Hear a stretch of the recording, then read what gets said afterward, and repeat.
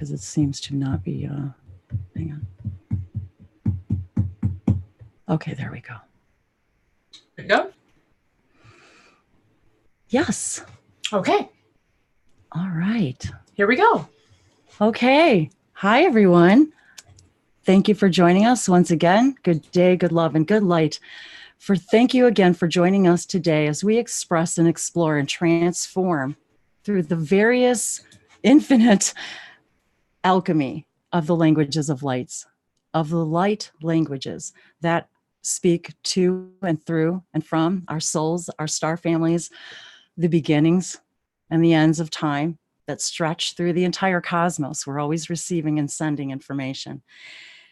And these gatherings are for all of us to explore what we do and don't know about light language and what we're learning about it, our experiences with it. Those of us who have perhaps been experiencing it all of our lives, perhaps you were aware of it, perhaps you weren't. Perhaps like me, it just came into your awareness a few years ago. For me, it's been about maybe a little over 5 years now. And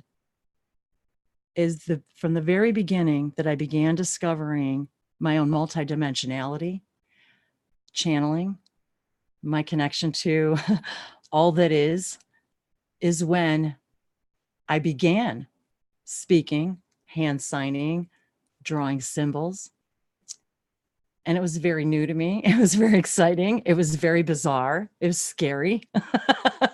And yet that moment, from the moment I began to discover all of this and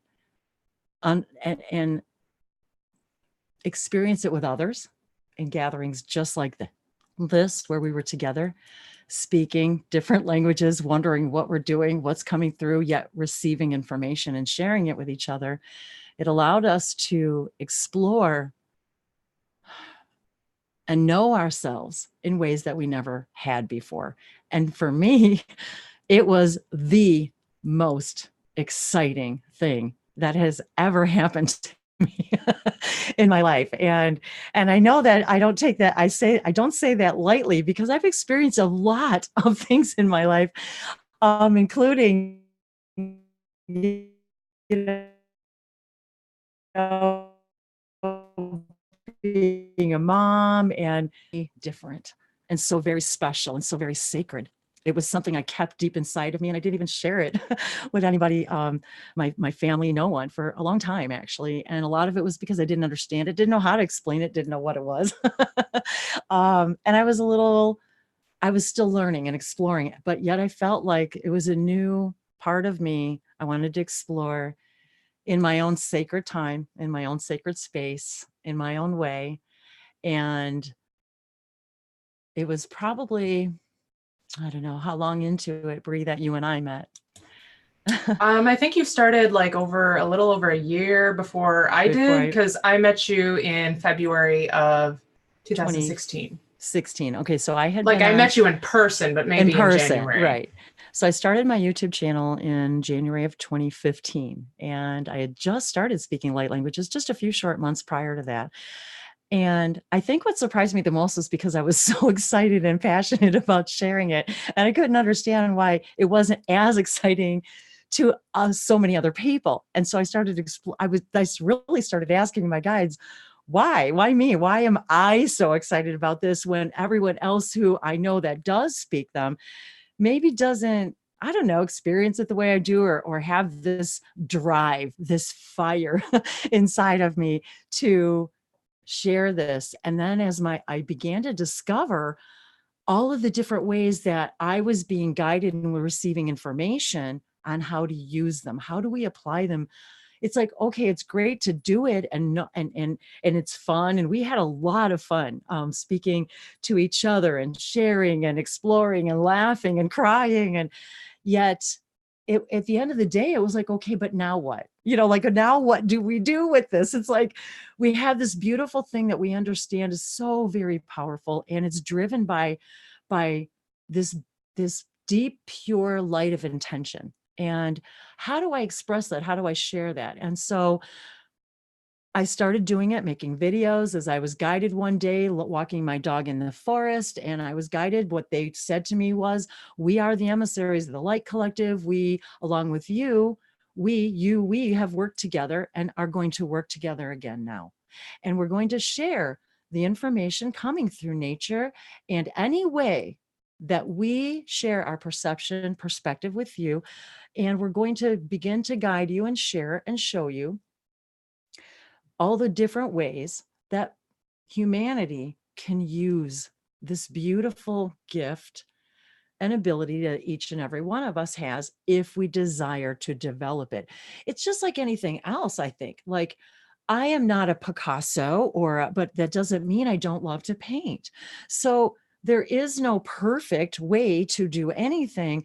Yet I think because so many of us are still in that, I don't do this right, or is this wrong, or what is that we tend to not share and develop it because of these fears and thoughts. And so if I can help alleviate that for someone else and share by sharing my journey and doing these gatherings that help us all not only understand just light languages, but how does all of these threads and the understanding of this multidimensionality, and how does it apply in my everyday life? And the challenges that we have every day when we're dealing with the pain of the world, when we're dealing with the pain of people in our lives, their struggles, their troubles, when we're dealing with our own understanding of who we are and what we are, and who we're connected to, and what does this mean now to me, and why am I receiving this? Why do I feel this way? It's all of that. It's all of that. And so we share to you, Bree and I share to you the opportunity to come and join us today. Bree, if you'd like to tell everybody how they can join us in the room today. And again, you guys do not need to be speaking light languages. This is the point of it. Please hop in if you've got questions, want to share your experiences, listening to them. What do these signs and symbols do? Do you do them? Do you draw them? Do you paint them? Do you speak them? Do you want to? If you don't, how do you feel when you listen to it or see them? What happens? So this is where we want to more and more explore. So yeah, go ahead. I'm gonna take a little drink of water and Sure. Go for it, Bree. Thanks, Bree. Yeah, thanks, Wendy. Wow, that was a great summary because there's a lot to this, and I totally agree that it's like, cool, I can do this thing. Now what do I do with it? Because I don't know even what's happening. So this is a space where we can all kind of talk about this and talk about what it does for us, just like Wendy said. So we want to hear what you guys have experienced, what you do experience, and ways in which you use it or want to use it or wonder if you can use it. Like the example, somebody's like, oh, I'm in a bad mood and I'm frustrated, and then I start speaking light language. Am I saying something bad? No. In my experience, it shifts me to a completely different place where it's like whatever was going on suddenly becomes so much lighter and easier, just based off of me bringing that energy through. So if you guys want to join us today, you can go to Wendy's blog on her website, languagesoflights.com. And on the blog, we have the information for each Wednesday that we do and the classes and things that we're going to have coming eventually soon. And so you can go to the comments of the blog, and that's where I put the participation link for today so you guys can join. If you don't want to turn on your video, that's okay. If you don't want to speak at all, that's okay. We do have a little chat thing in the room. And afterwards, we try to stick around a little bit longer to talk with you guys after we go off the air. So please come and join if you would like to. We would love to have you guys here. You can also type in the YouTube live chat. I do believe you have to be signed into YouTube to be able to access the live chat and type in there. So this is an interactive thing. We want to talk to you guys and hear what you have to say even in there. So thank you all for being here. And there are a few things we wanted to just fun little stories Wendy and I wanted to share that happened recently, well, within the past week. And then I think we're going to go into more of a group discussion and talk a little bit more about light languages. Yes, absolutely. And it's like every week I think I have this idea of what to cover. And it's interesting how even my own personal experiences that happen from Wednesday to Wednesday,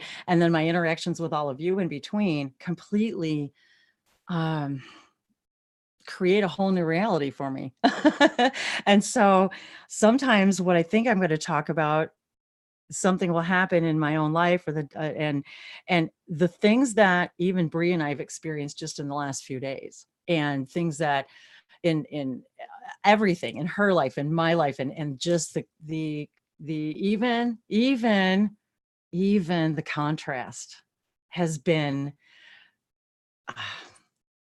what do I want to say? Like, it has been so em- empowering. I mean, really, when we can, and this is, see, and I like her face, because when we can now look at what these experiences that we've been having, and when we can switch them and move them into a state of empowerment.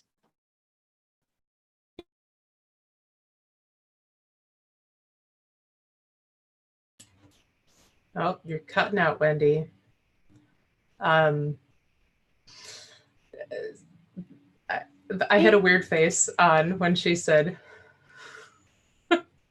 that just now. It's like, Today, oh, there, you're back. You're not back. completely in my back. Yes. Okay, say that all again, please. I was gonna say, sorry, I'll slow down. I was say, where did I leave off where you didn't hear me? After my weird face of being After like, her weird yeah. face, because the fact that we can experience, that we can perceive our experience going from complete and utter lack of experiencing something from a perspective of utter lack of control, to going from that to the utter, oh my God, goddess mode. Like, no, I've got this covered, and this is what I really am, and this is who I really am, and this is what I'm capable of. For us to take the contrast that we've been experiencing, and then discover it and look at it from this new point of view, from what was a couple hours or minutes ago was complete and utter disempowerment, to that God and goddess mode where we remember what we really are capable of. And it's been a pretty incredible experience all the way around. And then, of course, the queen of synchronicity here, who loves to share synchronicities and the stories, because it shows us all how we're all interconnected, how there are no mistakes, there are no accidents, that each and every one of us is a guide for each and every one of us, and that we're supposed to be in each other's lives for a very particular reason at a very specific time. And to begin to embrace that and allow it, instead of judging it, and instead of worrying about what's going to happen with this tomorrow, where is this going to take me tomorrow, where we got today, guys, today, that's it. And so a few things that I wanted to begin with, which we don't always begin with, but today I want to just briefly begin, starting by saying today's sacred symbol is extend. And I was feeling that energy about extending ourselves to each other, about extending what we believe is possible for ourselves, about extending what we understand about our reality and our connections to each other. And this was one of the sacred symbols that was brought through Bashar, through Daryl, many years ago. And I drew this one probably in 2015. And I drew some even earlier than that in my journal, my sacred journey journal. So I wanted to begin by saying that, because part of what light languages does for me and for all of us is it allows us to extend out and receive love, information, prayers, things that we can't formulate in words in our minds, but that when I begin to speak light language, all of the layers of everything my heart wants to say speaks through the language that my words cannot, because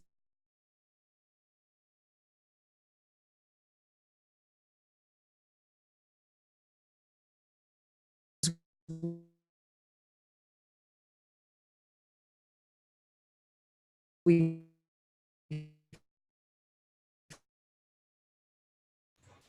Oh, you're cutting out again, Wendy. Filter it through our human film. Do that, and I do that to myself a lot, and even Bree's pointed it out, because I'm it's sorry. always feeling like we're not. Oh, go ahead. I'm sorry, you cut out. You said Did I? we're always filtering. We're always filtering it through our human ego. Yes, we're always we're always filtering it through our shoulds and shouldn'ts. We should say, I shouldn't say this. What is going to happen if I do this? What's going to happen if I say this? How is my reality going to change? And light languages allows us to say the things in our hearts that we don't filter. It allows us to feel things without the filter. And that's one of the things I love about it, is it allows me, whether it's sitting down and doing a video, whether it's sharing light languages here, whether it's just talking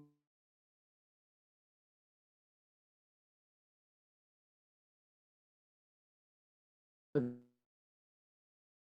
another person, whether it's just ours. I almost said medicinal difference. And so things that we start out with is language for anyone who wishes to give one. And I wanted to send out my own healing in my light language blessing today for those. It's like, I want to start with the earth. The earth is so hot right now. It's probably 20 degrees hotter now this time of year for the last several weeks here in Tennessee than it's ever been. Cooling the earth, asking for rain where we need it, using the wind to spread our love. And I want to include in my blessing the healing for those in my family who are now having physical and emotional pain. I honor them for their gift that they've given to me to show me my own clarity, my own gratitude, my own beauty, my own power, where I disempower myself. My love to you, all of you. Navishate Vesanate. It allows me to express my heart, us to express our true souls, our true hearts, without explanation. Nyasate.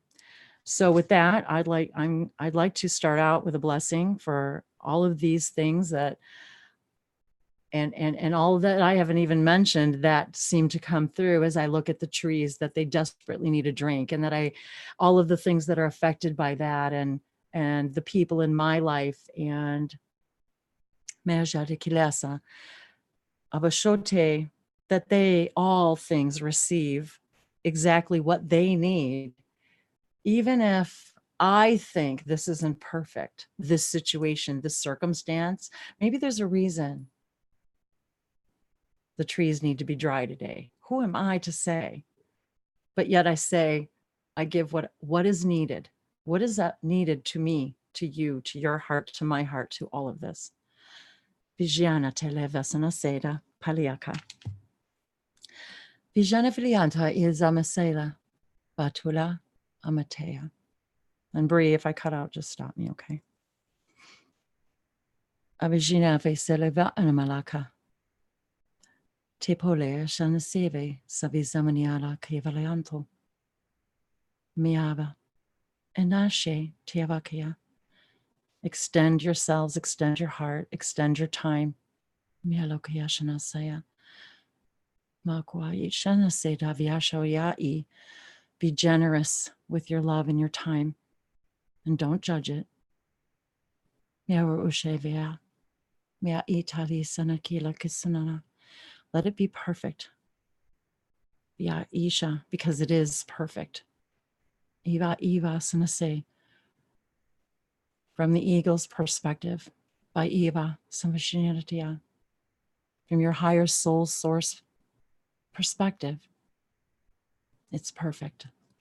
How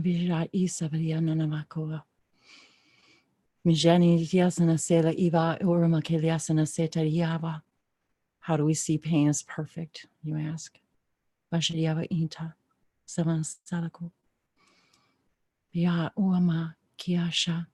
You came here for imperfection, to experience imperfection, because you're already perfect. May Vashana say, you're so perfect you can experience imperfection. But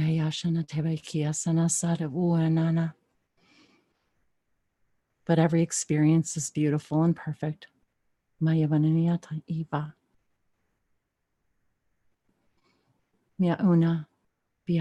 Just love, just support, just be avakia for each other.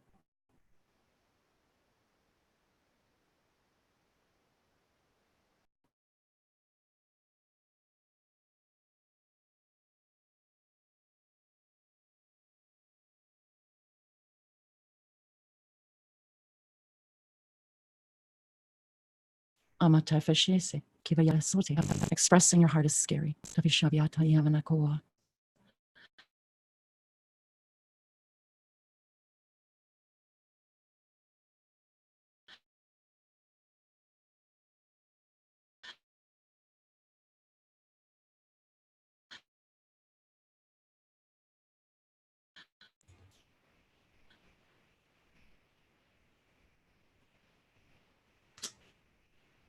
You cut out again, Wendy. You are. Yes, it's always the answer.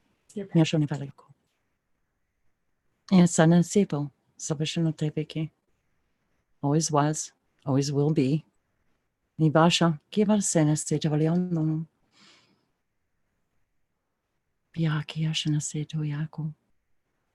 this is how you find that love. Through the clarity of polarity. And in that moment, you choose to drop the judgment and allow.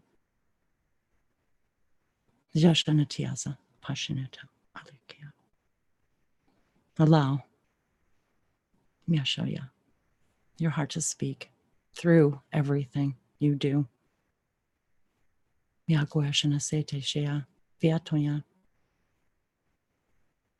Do what you love and do what excites you.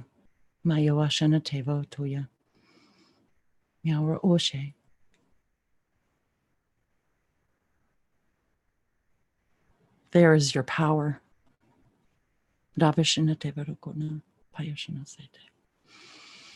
And we invite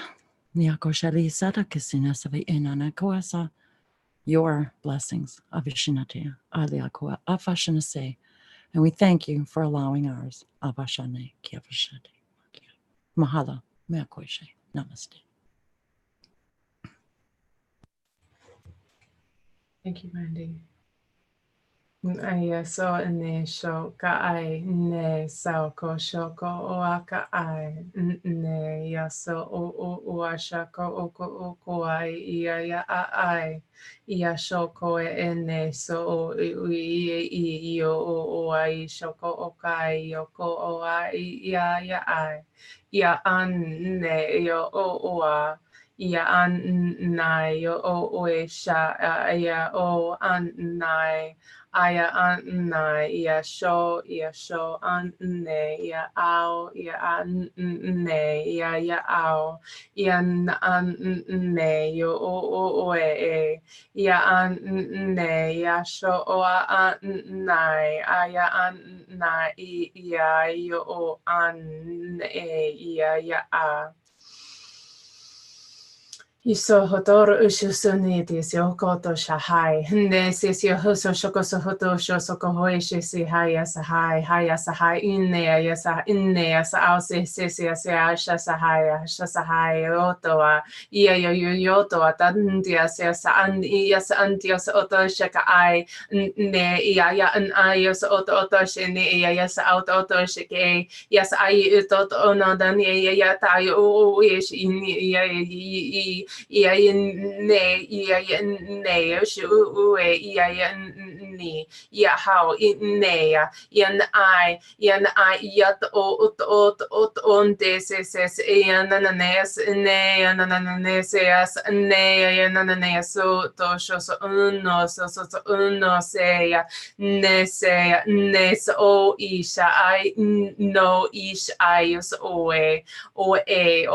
ne yo so o te shi yo o hayan au o she yasao o kai yasa o kai hiasao koshe yanoa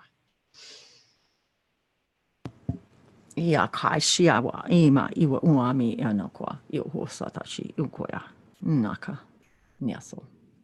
Thank you. Passion.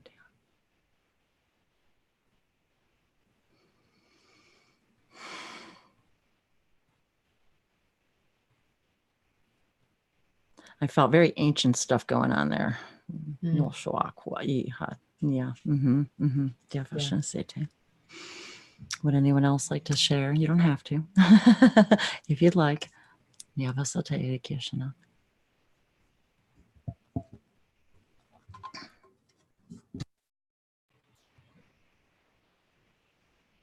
Well, I think there's definitely sharing of good energy. So we do have Stefan and Dave in the room with us. I can change the view here so you guys can see. So hi, guys. Thanks for being here. I'm going to quick read a cool comment on the YouTube live chat. Christine Oliveras. Hi. Said, same when I speak. I grew up speaking it, but knew it as a different name, that of speaking in tongues. In tongues, yes. It has been the most powerful way I have prayed or spoken. And that's a very good point, because that's something that we've talked about a little bit and touched on, is that idea that many people grew up speaking in tongues, or with that idea, that knowledge. And it's very interesting, because I'm really glad you brought up that question, or that comment, excuse me, because I was having went on an impromptu adventure the other day with my dear friend Pam, which I'm so delighted that Bree got to meet. She's just a lovely bird, isn't she? Oh, she's amazing. Also, she had purple hair when I got there. That's so, right. We walk in and she had, and I hadn't seen it yet. She had just done it. So we walk in, and then and the first time Bree gets to meet her, and she's the first time I've seen her with it. She walked in bright purple hair. We're like, yeah, this is Pam. That's so cool. So love you, girl, if you're watching. And so that was part of the story. It was one of the synchronistic stories I was going to tell you guys about. But it was interesting, because a couple of days ago we were chatting, she and I, and all of a sudden I was talking about she was talking about the videos and the hangouts and how much she's been enjoying them. And then I said, something prompted me to talk about light languages, and that it really, that's how people call it, was speaking in tongues. And she's like, oh, well, my sister's been speaking in tongues for years and years and years. I'm like, this is the first I've heard of it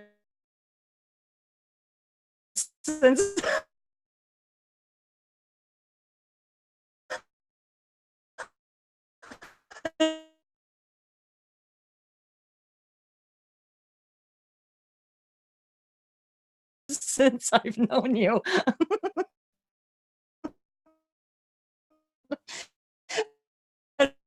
Me speaking light languages, I'm like, it might problem for me, because they don't.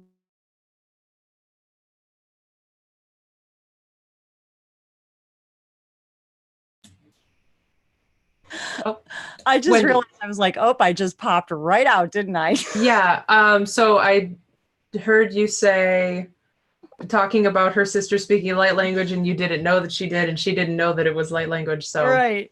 speaking in And tongues. I just couldn't believe it. And I'm like, in all this time I've known her, that it never got to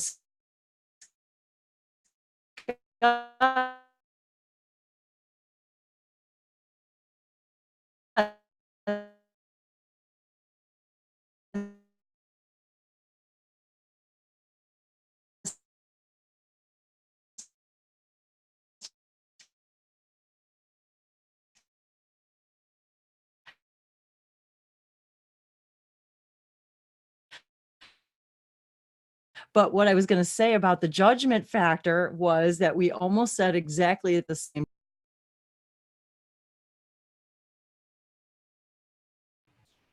Wendy, you're gone again. I can't hear you.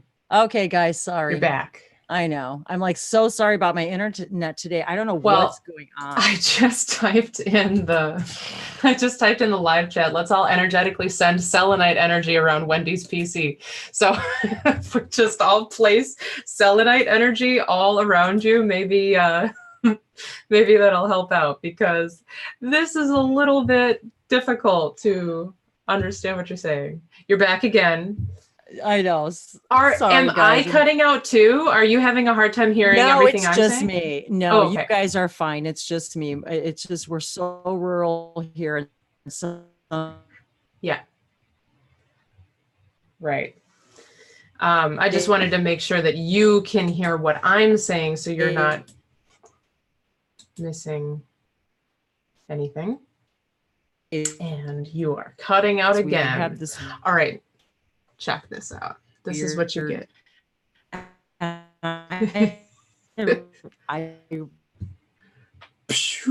Right to Wendy's computer. I believe it's part of my. Yes. You said it's really, you really believe it's a part of your what?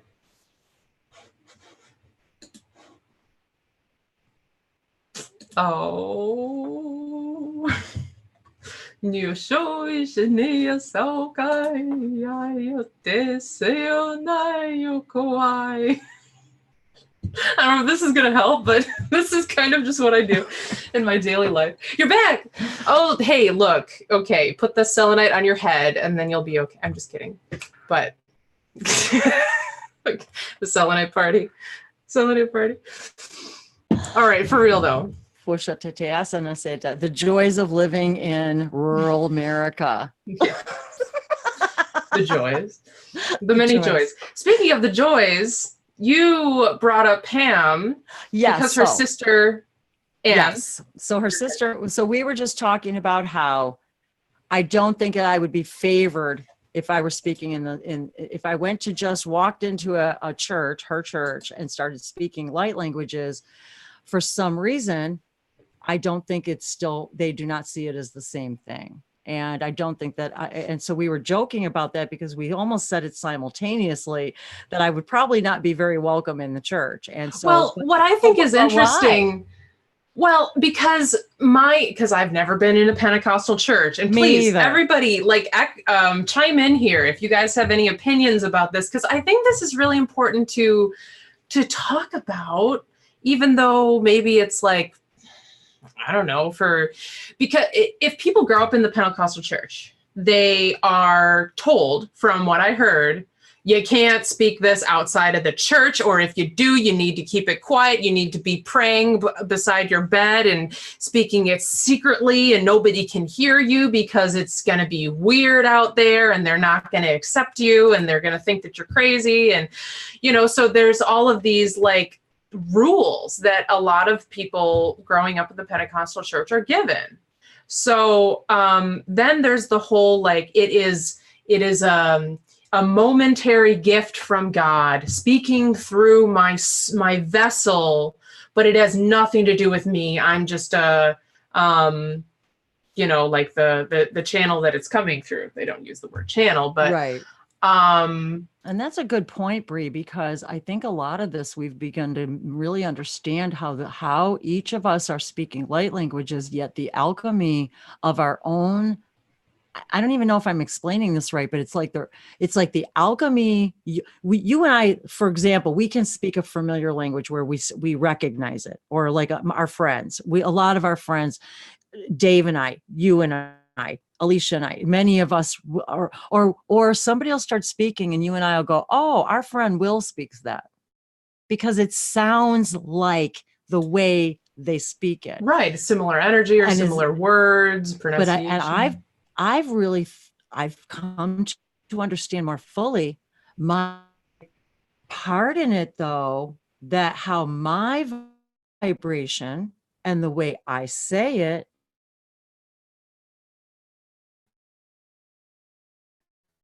difference between it, and the reasons why each of us speaks it. We add our own essence to it. So I would have to say I agree with both. That I feel that yes, it is a message coming through me from source.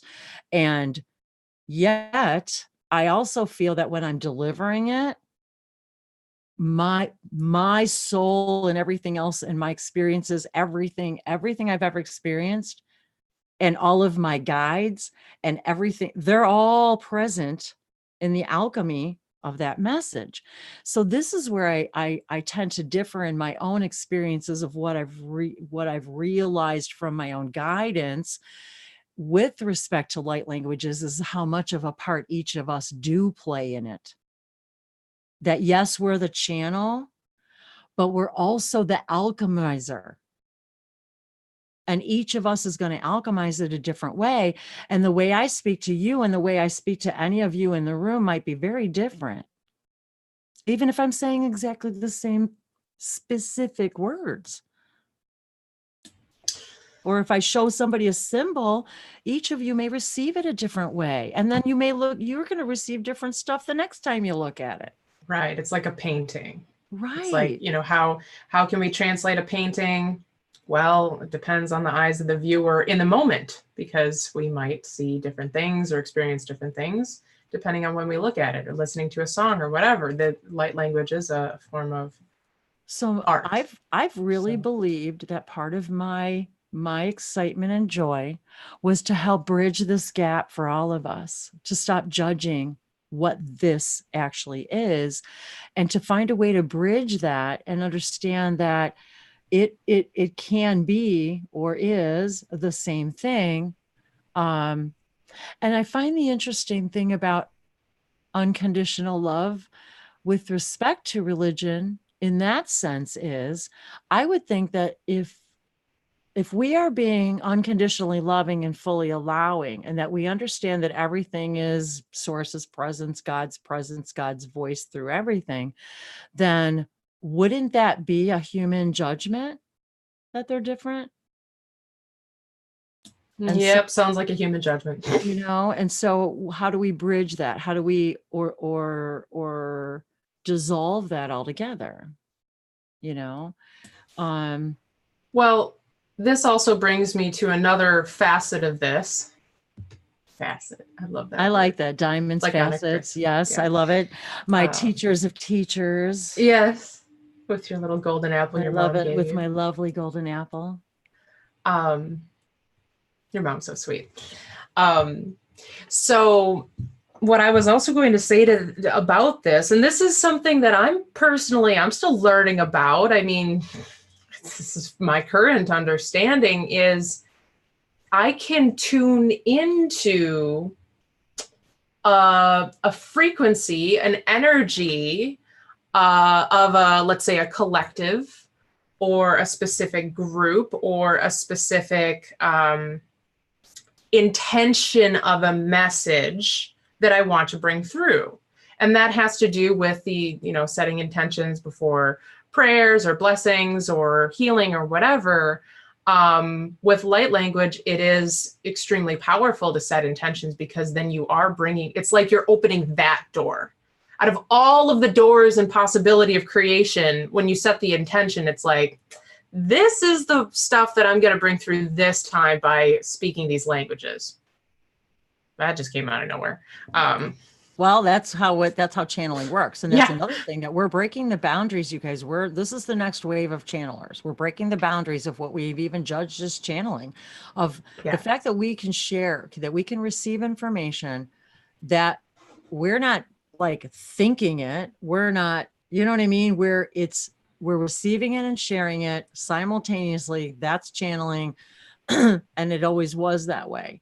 And yes, we can go into a trance state and go into different dimensions. And, I believe that we have come here also to bridge that gap, and for people to understand that now we're beginning to realize we really are able to consciously grab the information right when we need it, just by having this conversation. All the information that got shared yesterday with Bree and I, that we were never intending to have the length of the conversation that we had, and was pure, complete information channeled through that. You know what I mean? It was unequivocally not my doing. It was like, no, they were telling us the way that it freaking is. And it was very empowering. And so, Yeah, and it totally added up to the exactly, science. so many realizations. And so it was interesting, because what began as a very feeling of disempowerment at the end of the day turned out to be a very empowering realization, which light languages, I believe, helps us unravel that stuff, and you know what I mean, and dissolve that. And so, kind of back to that idea of, this is part of what we're all here to do, I'm here to do, is to bridge these gaps between what we believe we're capable of. All of psychic abilities,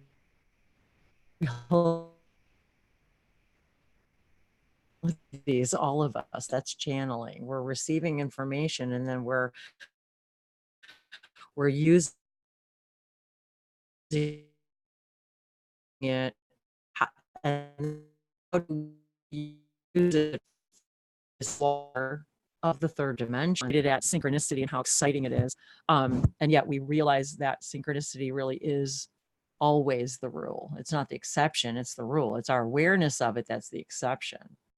And so that's very interesting how and I still get excited. Oh, that's weird. And there's not a day goes by that somebody doesn't send something to me or share something with me, or me and Bree, or me. We're all sharing synchronicities all day long, and we get so tickled and excited and thrilled about it, because it's confirming. It's confirming. Just as you said that, sharing synchronicities, I took a drink of my yogi tea, and I thought it was cool. You brought it up. What Alicia sent you yesterday. So this one says, "Let things come to you." Well, there we go. Well, see, that's perfect. Let things come to you, you guys. That's what channeling is. And I'm so glad you brought that up, Bree, because this was another weird thing, you guys.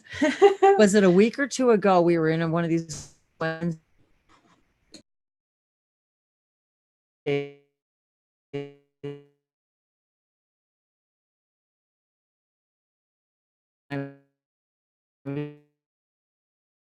drinking my tea a couple weeks ago, and I thought that's why she sent it to me. I thought that's exactly why she sent it. And I'm like, oh my God, what a synchronicity.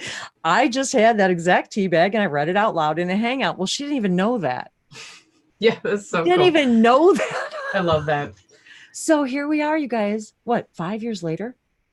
She reads exactly the same tea bag that I read in a hangout the other day about letting your light shine and letting love out, and I'm like, are you kidding me? So there again. And then Pam and I were supposed to go to this metaphysical shop for the last couple of days. Didn't work out. So then she said, oh, let's go. And I said, well, I'm pretty sure it's closed on Monday or Sunday and Monday. But her website said she's open. So there we go. We go off, and whatever day it was, or was it Monday? Yeah, we go and just on a spur of the moment, just decide to go, and it was closed. Well, the weird part about it is I was getting ready to go earlier that day. I started, as I always do, I asked my guides, What bangles do we want today? And the funny thing is because for any of you who are new to my channel, thanks for stopping in. But I keep all of like a lot of my cool jewelry and stuff on my pyramid because I really believe that it helps empower with the energies of the pyramid energy, my jewelry. So when I wear it, and especially for sessions and walking out into the world, I feel like it emits my healing energies. And these are energy bracelets and things. So anyway, so I'm putting all this stuff on and I'm like, well, do I really want to wear all this loud stuff? Because normally I don't wear all this dangly stuff when I go shopping. So they're like, I just hear my, I get that, like, just humor us, So I'm putting all this stuff on and so we get there, it's closed. Well, what's interesting is that we head over to this other shop that we've been wanting to go to. And um,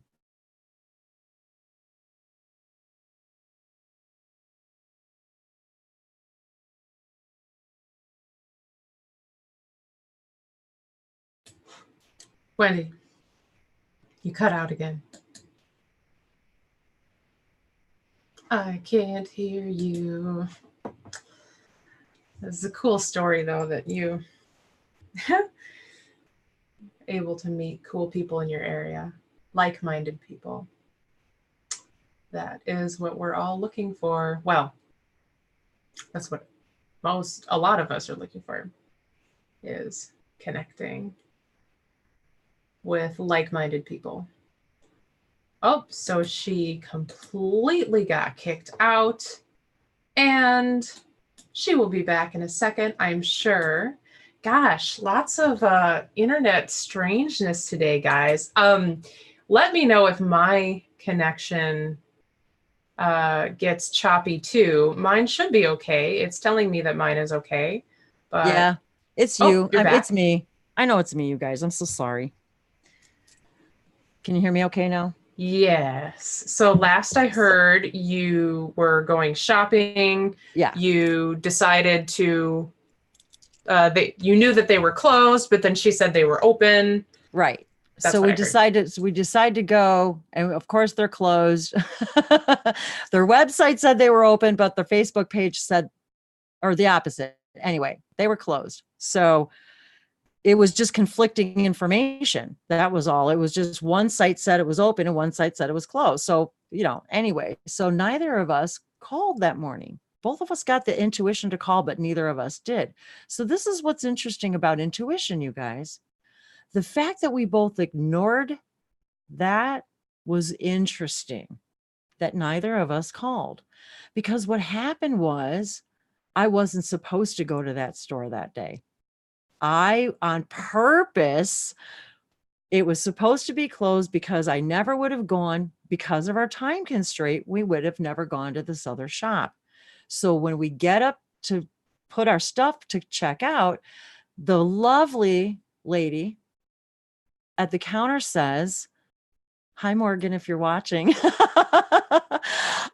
says, you ladies are just so lovely. And I said, as are you. I said, I love your energy. And she says, I was going to say the same thing about you. And I said, well, how lovely. And she said, I said, yeah, I'm really into that. I said, I'm kind of an energy healer. Now, mind you guys, I don't say this in public very often. So I was like, yeah, I'm into energy healing. She's like, you are? She's like, and I don't exactly understand this, but she said, like, I've been doing Reiki since I was 6. Like, I was certified in Reiki since I was 6. And I'm like, that's fascinating. I'm like, I would love to, I said, wow, I said, well, yeah, if you'd ever, I said, I'm on YouTube. If you've ever liked to, I said, let me run out and get my card. And I brought my card back in, and I would have never gone there, you guys. Now, and I also wouldn't have worn all my jewelry and everything, but because it was the whole energetic package, she's just like, oh my God. And it was like gravitating. You can just feel it. We gravitate to each other. And okay, just like the message from earlier today, if I wouldn't have reached out, extended myself, and even said, well, this is what I'm into. And I loved her shirt. And then another tattoo. Synchronicity, just like the gal in the grocery store the other day with the alien on her arm. she had an infinity symbol tattooed on her arm with her daughter's name in it. I said, well, that's interesting because one of my son's first band's name was Equinox, and the symbol was an infinity symbol. And I have an infinity symbol up here, and I failed to show her my infinity ring that day. So if you're watching, I have an infinity ring too, Morgan. So she says, well, what is synchronicity? This is about my daughter, and that's about your son. And she's like, how interesting. So, and then I went out, came back, gave her my card. I said, well, hey, maybe I'll see you on YouTube sometime or come and, come visit us. And then I left. So I would have never gone there that day. And the fact, you guys, that neither of us called to see if the place was closed or not, because if we would have realized it was closed, we would have probably never even left home, because that was our only goal, was to just go to the metaphysical shop. And that's why this is an interesting example of like, so you were given the message from your guides, they're closed today, it's Monday. However, you didn't call to double check because Pam said, oh no, I think it's open. So it's like so you were given a heads up, right? But it wasn't to take an action and not go. You were given a heads up so that you just had awareness of it. We were like, so okay, that you could still go out though. Yeah. That's why you didn't call, because you still had to go out. So, oops, dropping my crystals everywhere. Speaking of crystals. So like, it's just, it's an interesting example, right? Because we can very easily judge ourselves.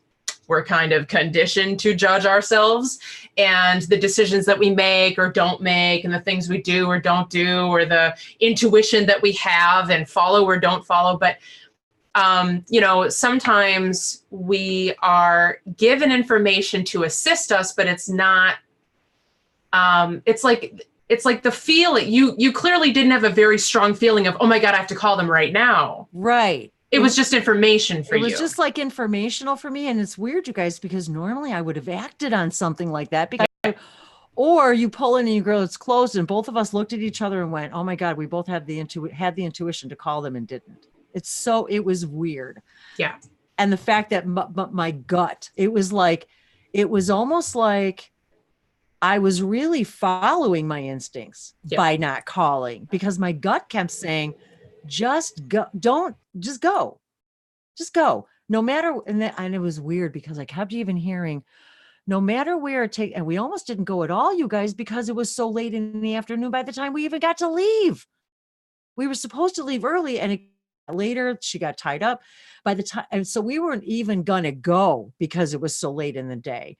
And it was a weird situation. And the way the whole day turned out, because there was, anyway, so I wanted to share that with you guys, because it was one of those times when you're like, following your instincts, but kind of not, and so it was kind of weird.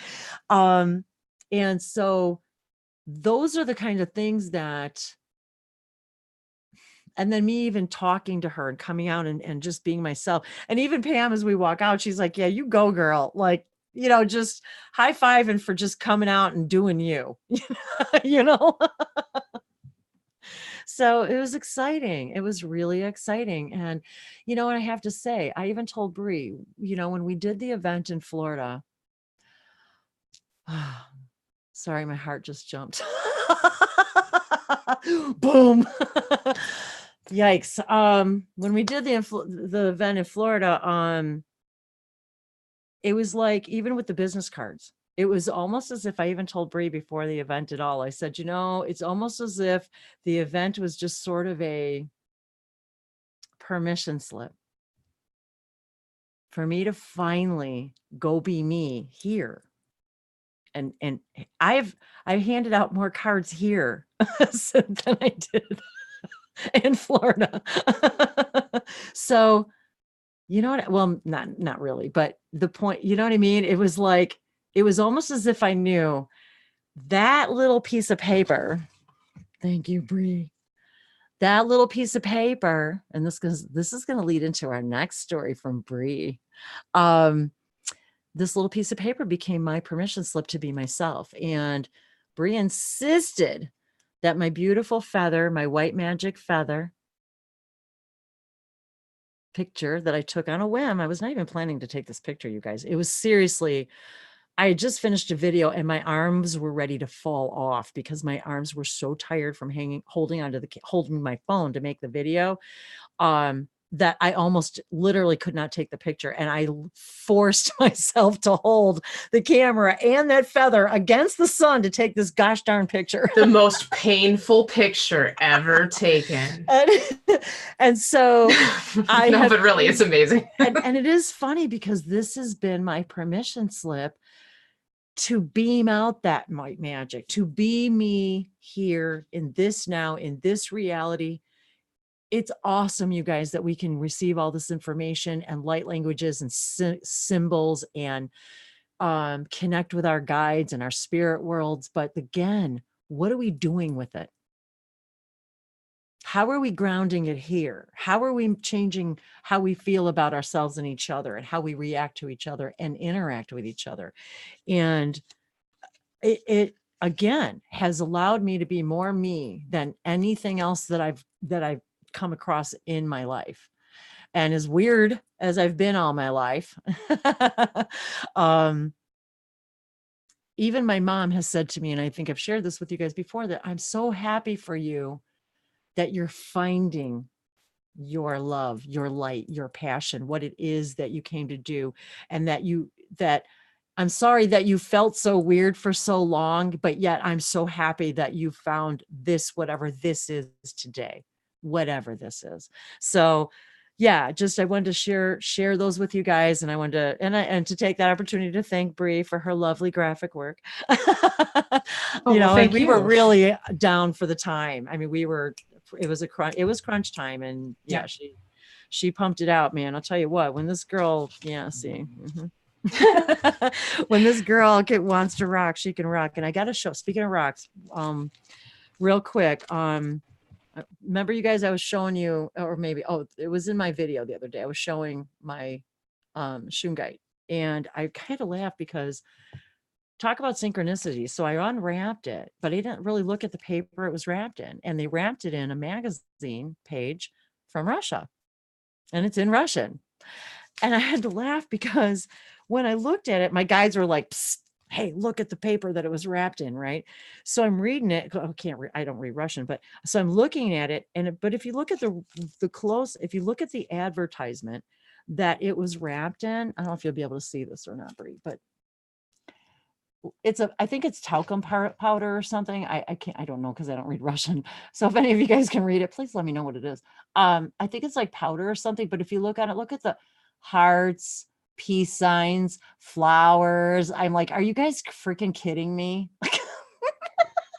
And then I was just telling Dave about how I had peace signs and flower power and all this other crap. I seriously did, you guys, all over my bedroom walls, the big flowers that you would see like on a VW hippie bus, all over my bedroom. And peace signs and hearts and spirographs. I had spirographs taped all over my walls, talking about sacred geometry activations at a young age. So we were just talking about the spirograph the other day. So, and yeah, I'm pretty sure you can still buy them. I thought I should buy one. You were a very flowery person, so it's only fitting you had flowers everywhere. I'm the flower girl. And I was laughing the other day because I always have to, when I wake up in the morning, sometimes a song will come in my head, and the Flower Girl came on, and it's a really old song, you guys. I'm really dating myself, but anyway, it's really old, but I love it so much because ever since I was a little girl, I always felt like it was about me. So I was like that. And look, you guys, I'm wearing flowers. Oh my gosh. Hey, I'm wearing flowers too. Well, I don't actually know what this is, like some weird scene out of a Japanese. So here I have the Flower Girl and the meadow and all of, just so many awesome synchronicities with flowers. And I'm just, you guys, I'm just loving life right now. I'm like, hi, I'm freaking loving life. Loving life. That's a part of this. But and I do want Bree to share the synchronicity. But part of one of the struggles I really did have, in all seriousness, you guys, this morning was honestly, I was having a really hard time feeling guilty about being so happy when so many people are suffering in my life. I did. I will be honest with you. I was having a really hard, and I don't want to cry because I'm going to cry if I think about it, but that's where I was at this morning. I'm just, I just can't tell you how, you know, and sometimes sending healing and light languages, my guides told me this morning, sometimes that's all I can do. If that's all I can do, then just do that. And sometimes I feel powerless over all of this. I have no power over any of this. I don't, and sometimes I even feel disempowered in my own life, that I can't even control my own stuff, and that, you know what I mean? And so I was feeling really, really disempowered and feeling so guilty also about all of the wonderful things I have in my life, and that there's so much suffering out there, even with people in my own life that I don't know how to help. I don't know how to help them. And sometimes, and I can't physically, I can't. So that's when my guides reminded me today, what do you have? You have this, you have your love, and you have your light languages, and you have your prayers, and you have your intention. That's what you have. And they told me that is the most powerful gift all of you, any of you have. But yet you diminish it, you belittle it, you don't embrace it, you don't believe it. So I needed some believing today. I needed some clarity in my day for clarity. And so, to be honest with you guys, that's what I was dealing with today, because sometimes we're afraid to be happy because there's so much suffering. We're afraid to be okay with being abundant and happy and filled with love, overflowing, when there's so much suffering and fucked upness in the world. It's sometimes hard for me because I feel I want to change it all right now, just like that. And I can't. I can't even heal my own dog's paw. I'm having a hard time with that. I'm a healer and I can't heal my dog. See, I'm human, guys, just like you. This was my morning. So, and I even told Bree, I just, you know what? I need a few minutes because, and I was telling her about my situation with my sister. Love you, girl.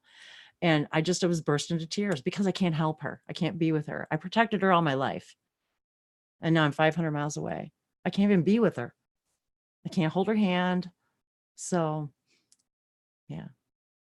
So these are the things that in that moment, I'm reminded of what I do have power over and what I can do.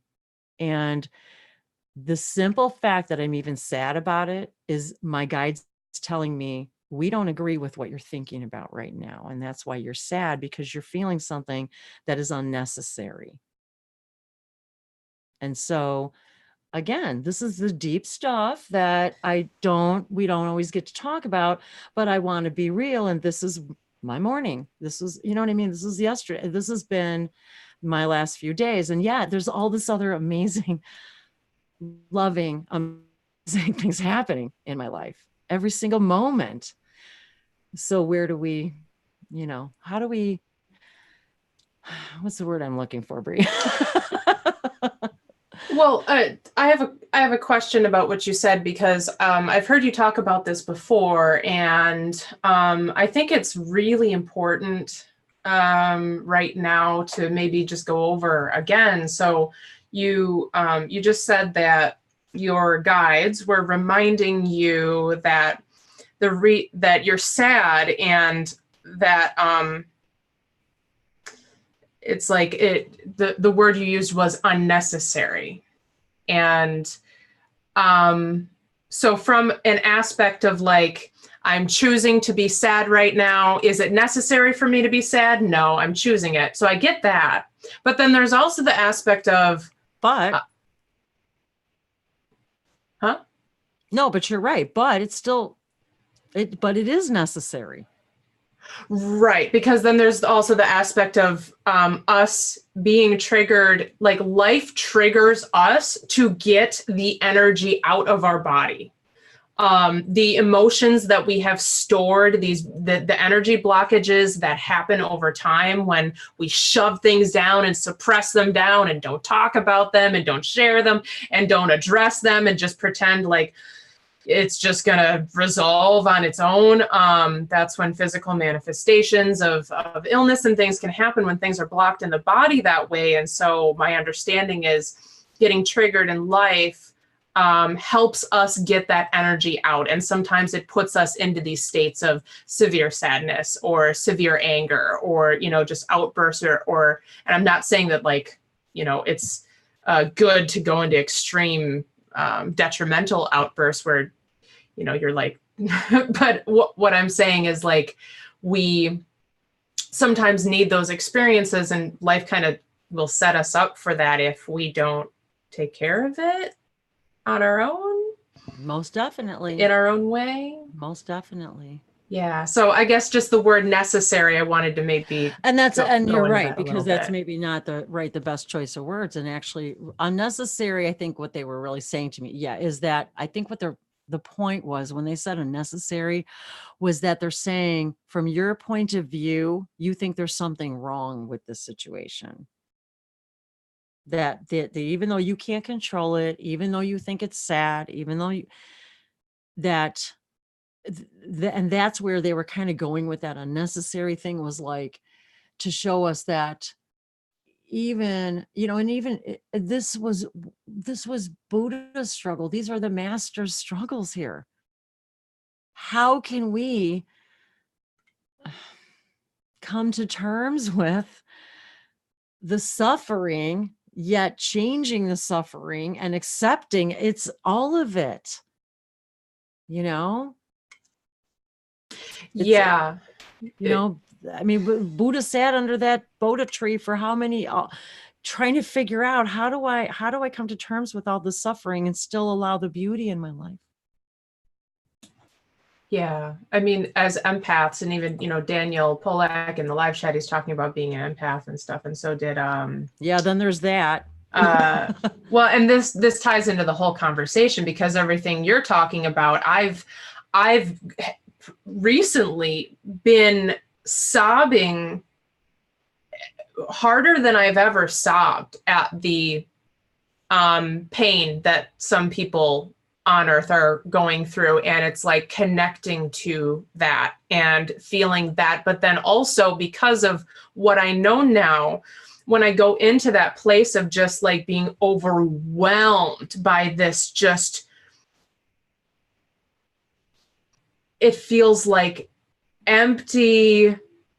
I don't know what words to use. There's some severe suffering that has happened on this planet for a very long time. And it's being brought to the light now. Almost all of it. And the stuff that hasn't is going to. And we have to trust that. And that's what we're transmuting. Yes. And so that's what I was going to say is, in those moments now, instead of me just, you know, breaking down and laying on the floor and just feeling completely like powerless and hopeless and like, oh my God, how can I possibly help these people? How can these people need this? These people need that. It's also, we are able to consciously release that energy collectively. We're able to, like, when I go into that, even though I'm feeling it, I shouldn't say even though, that's the point. The point is to feel it, to let it out. So I'm feeling it, but I'm also consciously letting it go, and I'm consciously letting it go for others as well. Everything that we do, our own healing journey, our own transformation, our own evolution benefits the entire collective of humanity and beyond that. And so it is very helpful for us to be conscious and intentional with the releasing that we do, and the ways in which we are able to help alleviate and release and lighten up the massive density on this planet, which is going to continue to be shown to us so that we can do this, so that we can address it. So I just think it's a really important topic right now, because there's a lot of things that, you know, people are learning about and finding out about, and it's not easy, and it's not like we have to beat ourselves up for feeling so overwhelmed by it sometimes, but then acknowledging that you're feeling overwhelmed about something that, you know, what, like Wendy started with this today, what can we do in our own personal lives? And of course, it's us taking care of ourselves, us addressing what we have going on inside, and, you know, doing our self-work, doing our self-healing, helping others even around us in our close circles, and then going out there. And that's where we see the transformation, you know, because it's a reflection. So on a quantum level. Yeah, so I guess that was just important to be Yeah, said. that was a nice way to bring that whole thing, you know, full circle. And yeah, so yeah.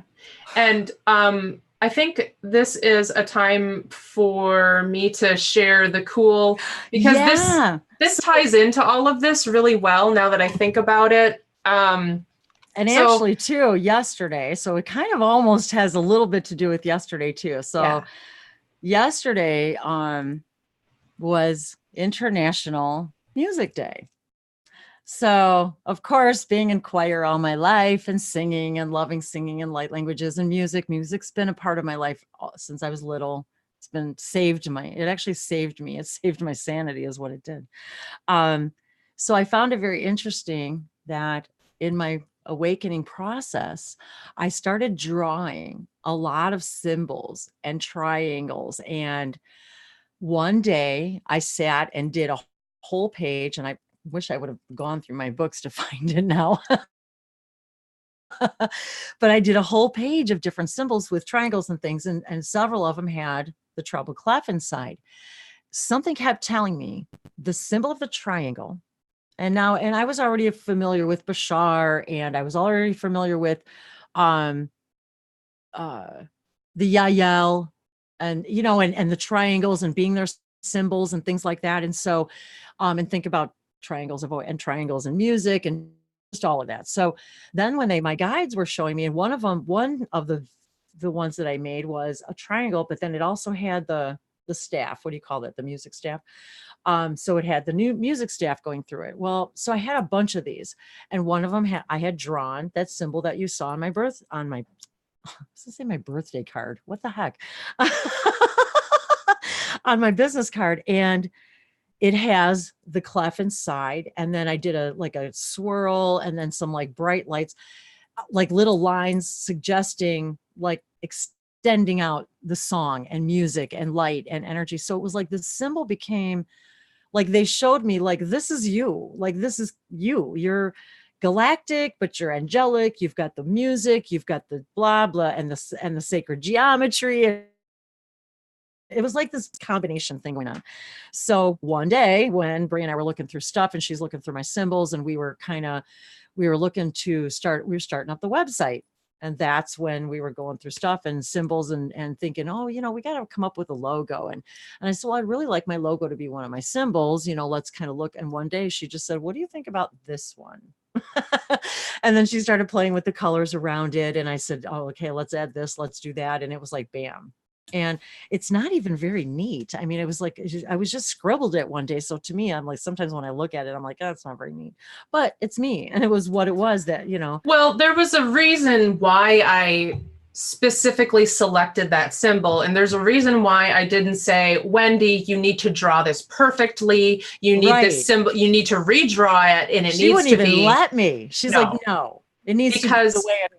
Because there was just something about the purity of the energy of that just coming through naturally as just one of the symbols that you draw. And I'm not saying that if somebody redraws a symbol, it's impure. That's not what I'm saying. But there was something about it. When I sat down in front of my computer, and I wasn't even planning on working on her logo at that point, but I was just all of a sudden like, oh, I'm just going to pull up my program here and just play around a little bit. And it's so cool for me, because a lot of times when I do that and I'm not attached, I'm not judging myself, I'm not like, oh my God, I have to get this done immediately. What's wrong with me? Why is it taking me so long? I just sat down. I was in kind of a playful mood and I played around, and I think I put it inside of the triangle or whatever. And I just sent her a draft, and I'm like, hey, I just put this together in, 15 minutes or something. What do you think? 20 minutes. How does this look? And we changed it a little bit with the colors around the edges, but it just so happened that the colors that I picked were directly synchronistic to all of the stuff that was happening in her life, and the sage of her bus that she had, just the RV, and these flowers that were happening with her client sessions. And so it was really cool how it all came together, and how I realized, I was like, oh, I guess I channeled that logo, and because I just sat down and quickly said, hey, I'm going to put this together.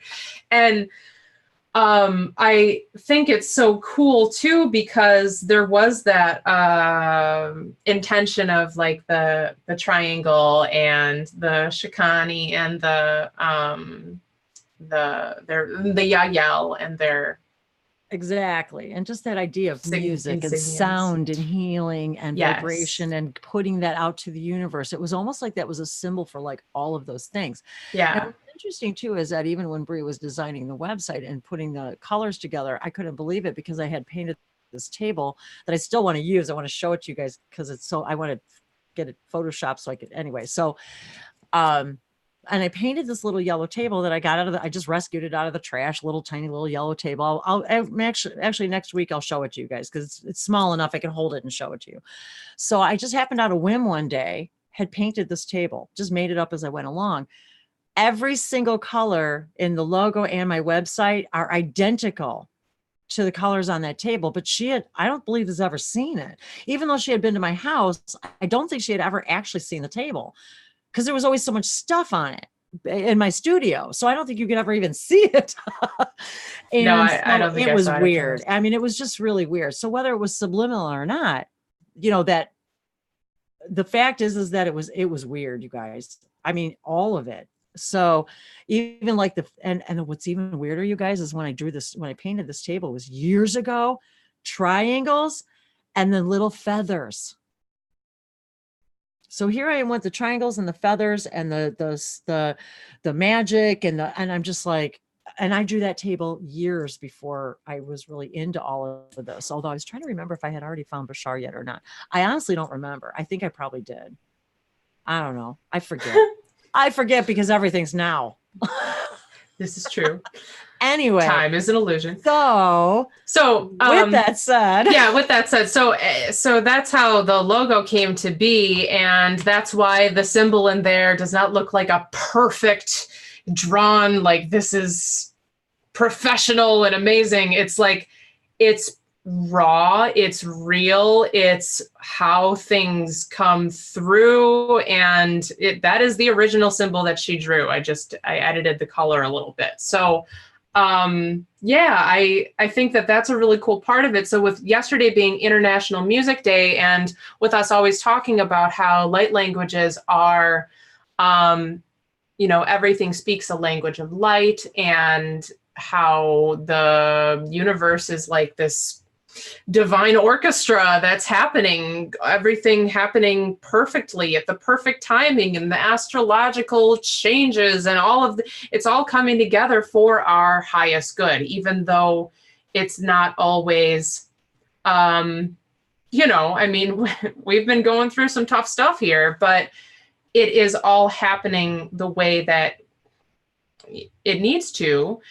And so this goes back into like the symphony of life, the symphony of all things working together, the symphony of nature, the symphony that Wendy was told when she first started going out into the woods and speaking light language, before she was even in front of the camera, when she first started a YouTube channel, and she was told, which has always stayed with me, that the trees and the flowers and the plants, they're all singing. They're all emitting their own energy and frequency and color. And even if we can't hear it with our human ears, even if we can't see it with our human eyes, it is there.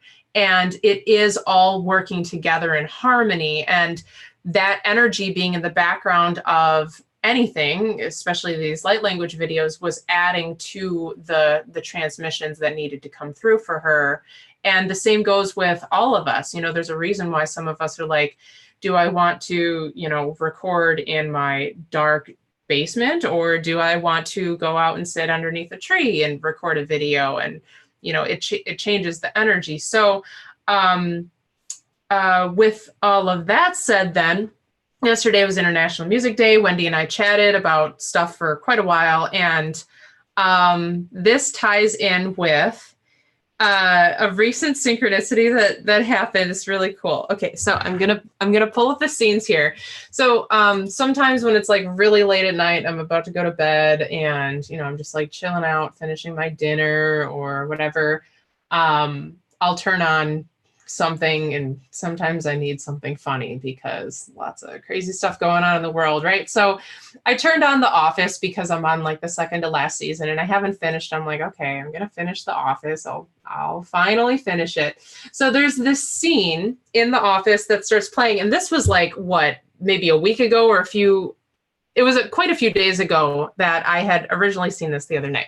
So let's see if I can do this. So the discussion in this scene of The Office is between Jim and what's his name, Ryan. And so they're talking about Smokey Robinson, and Ryan's like lying and saying that Smokey Robinson is his favorite musician because he's trying to get people to think that he's like into music or something.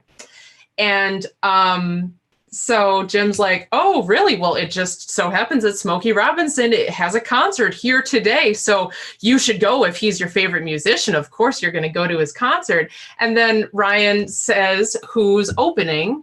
And you can see, oh, it's very hard to see. Well, the subtitles at the bottom say who's opening.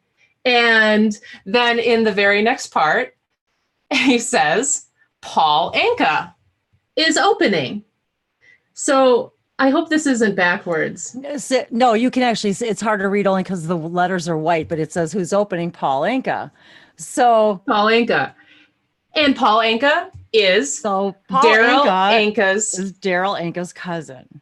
Yes. So Paul Anka is a singer, songwriter, artist from, you know, last few decades. And it just so happens that Daryl Anka that channels Bashar is Paul's cousin.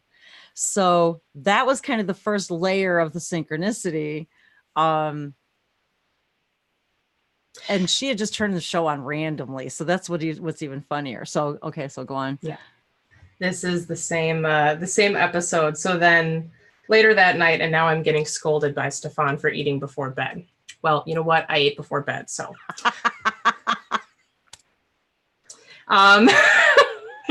All right, so here's the scene. So this is later in the episode. Andy, who was the manager, gets fired randomly. And so I'm just going to play this scene. Now, mind you, keep Wendy's logo in mind here when I'm playing this scene, because I almost fell out of my chair. Okay, I was like, I had to rewind it. I was like, what just happened? What was that? With, again, me recently finding out about like even more very unpleasant things happening in the world, and just like, okay, like, wow, light language is a big part of resolving and uplifting the density here. And this is like the recent realizations I've come to. So here's the scene. I hope you can hear it. Oh. Hey, I was working on this rock opera that I'm writing, although it feels more like I'm receiving it than writing it. Wow. That's exciting. But until you firm up the idea, you might want to keep it between us. I don't think you can really hear it very well, Bree. Oh, darn it. I don't think you guys will be able to hear it. Okay, well, he says, oh yeah, I'm working, because he just got fired. I'm working on an alternative, I'm working on this rock opera. It feels more like I'm writing that I'm writing, although it feels more like I'm receiving it than writing it. Channeling. Right? And then he says the hero lives in this dystopian future, and he flies around in a spaceship that's shaped like a treble clef. And he has to sing his heart out to destroy all evil. So here I am with the treble clef on my spaceship logo to sing the heart out to save humanity. The treble clef, right? And then I was like, wait a minute, Wendy has a treble clef in her logo, doesn't she? I can't remember music. And she's like, I think so. She writes to me, she's like, Wendy, your logo is a spaceship. Because Daryl's Bashar's ship, they say, is the triangular shaped like a triangle, and is this. So is the I keep wanting to say, I've had Shalanaya in my head for a few days. I actually been saying Shalanaya over and over, which means, the first, but the Yael. So the Yael ships are the triangle ships that landed in Roswell, that got covered, all of it, that was the Yael. That was them. The Phoenix Lights, excuse me. I rewind. The Phoenix Lights. I'm sorry. So that the whole Phoenix Lights thing, so the triangle ship, and then with the whole, I was like, well, that makes perfect sense to me. Of course, that would be what my ship would look like with a treble clef on it. I'm like, okay, this is really weird. It's just incredible. I mean, even if it's just a metaphor, it's the idea of, like, we've been talking about how light languages are literally here to help. I mean, if you want to say save the world, uplift the world, transform, like elevate our consciousness, there's so many things that light languages do. And it has power that we don't even understand yet. And can do things that we're just starting to learn about. And I'm talking like mind-blowing things. And so that whole scene, I was just like, okay, wait a minute. And then 2 nights ago, so I was at my parents' house and played this scene in this show.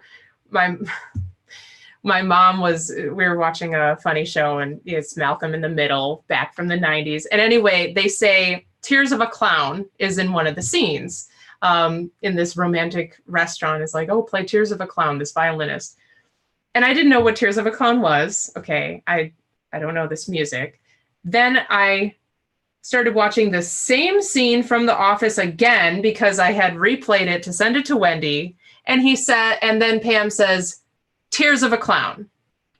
At the end of that scene, I didn't know who Smokey Robinson was. I didn't know that Tears of a Clown is one of his famous songs. And so I was just like, oh my God, I just heard that word today, and I looked it up. It was just very weird. All of it was very weird. So that was like an extra, in addition to feeling so much like, wow, this scene has a lot more meaning to it than some random scene that I'm watching. Then there was that with the whole Smokey Robinson thing. And yesterday was International Music Day. And I think it had turned past midnight when that scene came on. So I just think it's fun. It's incredible. And it's another example of how we are, given messages in all sorts of ways sometimes, and confirmations in all sorts of ways. And we're really lucky. It's really cool. That is true, Stefan, that nothing is random. And boy, I'm really beginning to discover that more and more every day. That, that's the beauty of all this, is that once we begin to understand that nothing's random, everything on some level is a synchronicity. And I just couldn't believe it that here is this TV show. I've never watched The Office either. And here's this TV show that talks about a spaceship, you know what I mean? Shaped like that. It was just, all of it was just and channeling. Weird. He was, and just he was receiving it. Talking about channeling, and then, I the whole thing was just, and singing it out to the world. And yesterday being International Music Day, and she gets the second part of that, on after midnight, where it was International Music Day. And it's like, and I didn't even know it was until I opened up. And that was another weird synchronicity for me yesterday because I didn't even realize it until I opened up my little calendar book to take notes for a project I'm working on. And that me just opening it and seeing that it was International Music Day and me with that on my card and the whole thing. I never even knew see, this is the weird thing too, you guys. I never even knew there was an International Music Day. And yet it's been around since 1975. It was created, and I actually looked it up so I could put the links, so you guys could see when it was actually, why and who and what, because I really didn't know. I didn't know until yesterday. So I just thought it was so many synchronicities for me personally as well. But when we share these with you guys begin to recognize your own. You begin to recognize when your guides are talking to you, when you're channeling information, when you're receiving guidance, and how many of us say we're not getting it, but it's just that we're just not getting it. It's not that it's not there, you're just not getting it. So, and then so our guides have to find more inventive ways to get our attention. And so, a lot of things, especially in the last few weeks and months of my life, have been about, what do you really want to experience? What do you really want to feel? What do you really want to do? Where have you been holding back? Where are you not expressing yourself in every way that you can? And you know what, again, the end of the day is the same question Bashar asks all of us, which again, are we all doing, taking our highest joy and excitement moment by moment as far as we can take it, no matter what? And that's no matter what, whether it's the beauty of, I mean, I'm just a freak that way. I cannot miss a sunset. It's like, and not only can I not miss it, but I got to take a bazillion pictures of it. And then of course I got to share it with everybody. So, yeah. So it's like, there's these things that are so ingrained that to me become the most important things. They become so when we talked about, even last week, about self-nurturing, just burning that incense, making your sacred space, or creating that moment, or seeing that moment in a different way, or realizing, where am I holding back? Where am I not expressing my own, even my own capabilities? I even, a lot of times we touched on just a little bit earlier, and I a lot of times I think many of us are scared to do the thing that we're passionate about, because then we're going to be responsible. We're going to have to, because responsible just means I have the ability to respond to this thing, this idea, this passion. And how many of us, including myself, are often scared about embracing that passion, because what's going to happen? How's my life going to change? And am I going to be able to step up and be able to respond to my passion? Am I going to do what it takes? Or am I going to let those fears and thoughts keep me from doing what my heart is pushing me to do? And how we all do that. And any thought, my guide said to me today, you got to remember, any thought that is disempowering, not us, all you, me. They said any disempowering thought is only going to come from your belief system, your mind filtering what you believe about yourself and anything else in that moment. Anything less than that that's disempowering or unloving, this is not coming from us.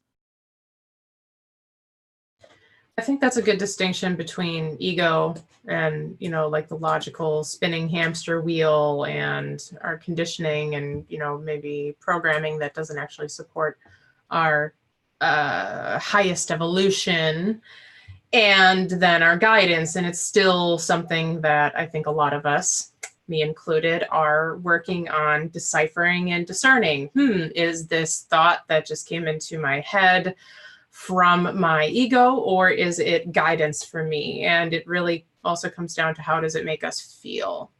How do we feel? Do we feel suppressed and belittled and constricted when we have that idea or that thought come into our head? It may not be serving your highest good then.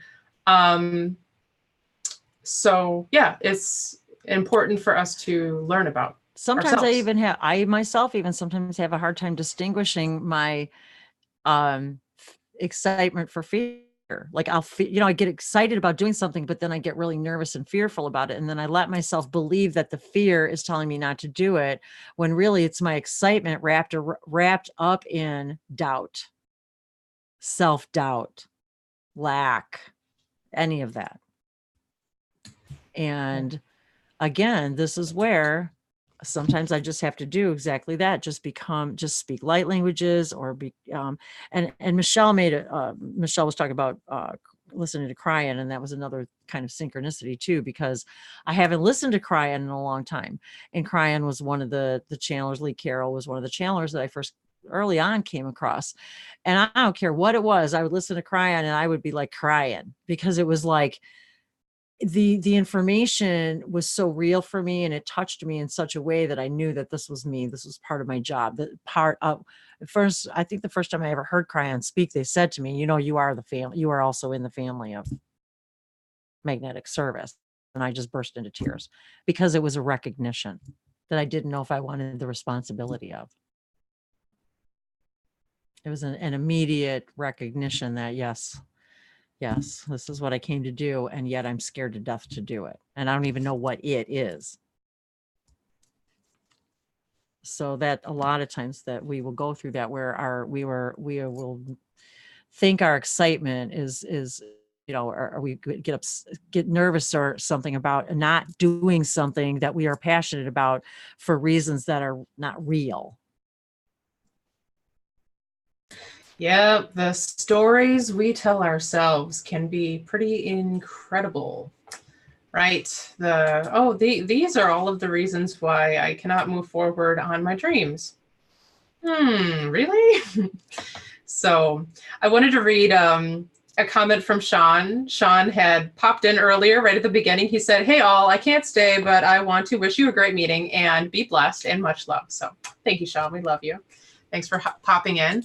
And then also, Wendy, I wanted to talk a little bit, going back to the beginning, or closer to the beginning, when you were, we were talking a little bit about speaking in tongues in like the Pentecostal church and how that was understood.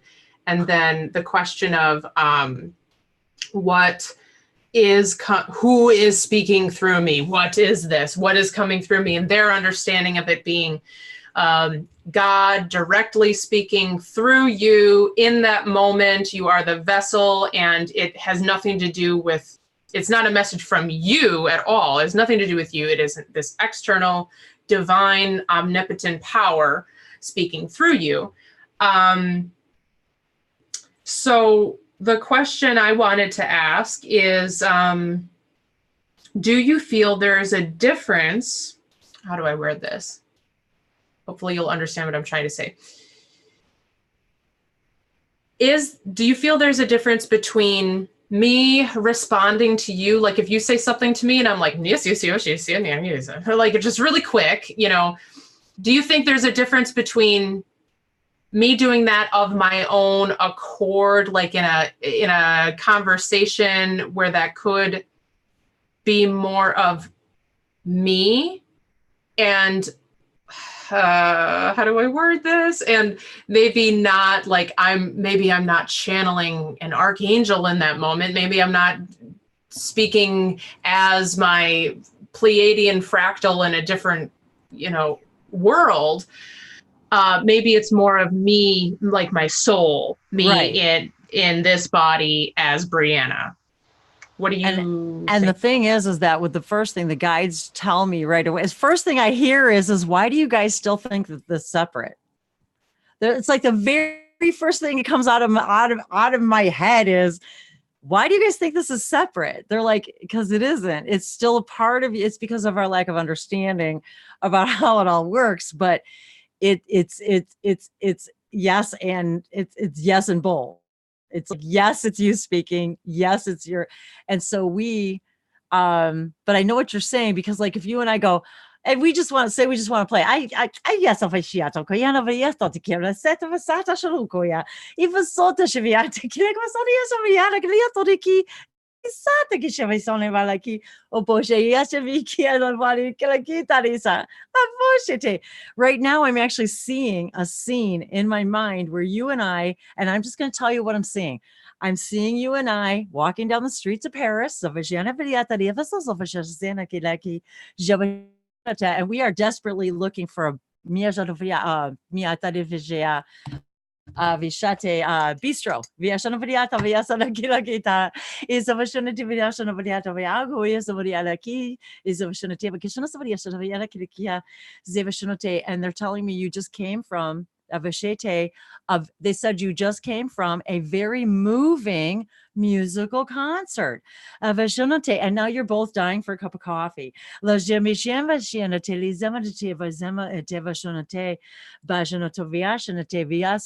said to me, you didn't want wine, you want because you didn't want to dull. You didn't want to dull the experience with wine. You wanted coffee. So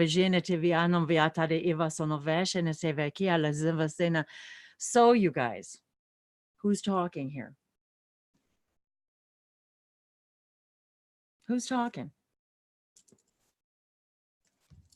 Don't know. Is it my fractal and her and I having another experience in another reality? That's how I feel about it. It's very interesting. I don't know. That's the thing. I wish I knew, because then I could say, yes, it's this. Right. Well, and when we do try to break it down, I understand that is a linear concept of our illusion of separation and the whole game that we're playing here. So I get that. For instance, I guess going back to, well, first I just quickly want to say that scene that you just talked about reminded me of the first night that I met you, and we went to that pizza place after going to the Pyramid Energy meetup in Chicago. Oh yeah. And we forgot all about couldn't find the pizza restaurant. We walked back and forth and back. And I remember feeling like this is an interesting, like the first time I'm meeting Wendy, we're lost on the streets of this very small downtown of this very small little place.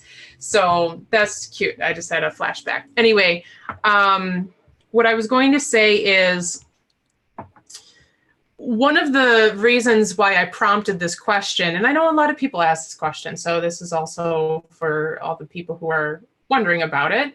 I remember one of the first times I went out walking with you when I was at your house, and we went out into the farm field, and you took me into that little secret area that you would go into. It was like in the brush. It was your little secret spot, and it had the little log, and you could sit on it, and that's where you had done some videos. It was a really cute little place, very special. And it was right after I had first started speaking light languages. It might have actually been after we came back from the Hot Springs, Arkansas trip, the retreat, where I started speaking in 2016. I think it might have been. And you said something to me, and I responded to you in light language. And then I was like, what did I say? And you said, I don't know what I'm saying, but I'm talking. Right? It was something in light language.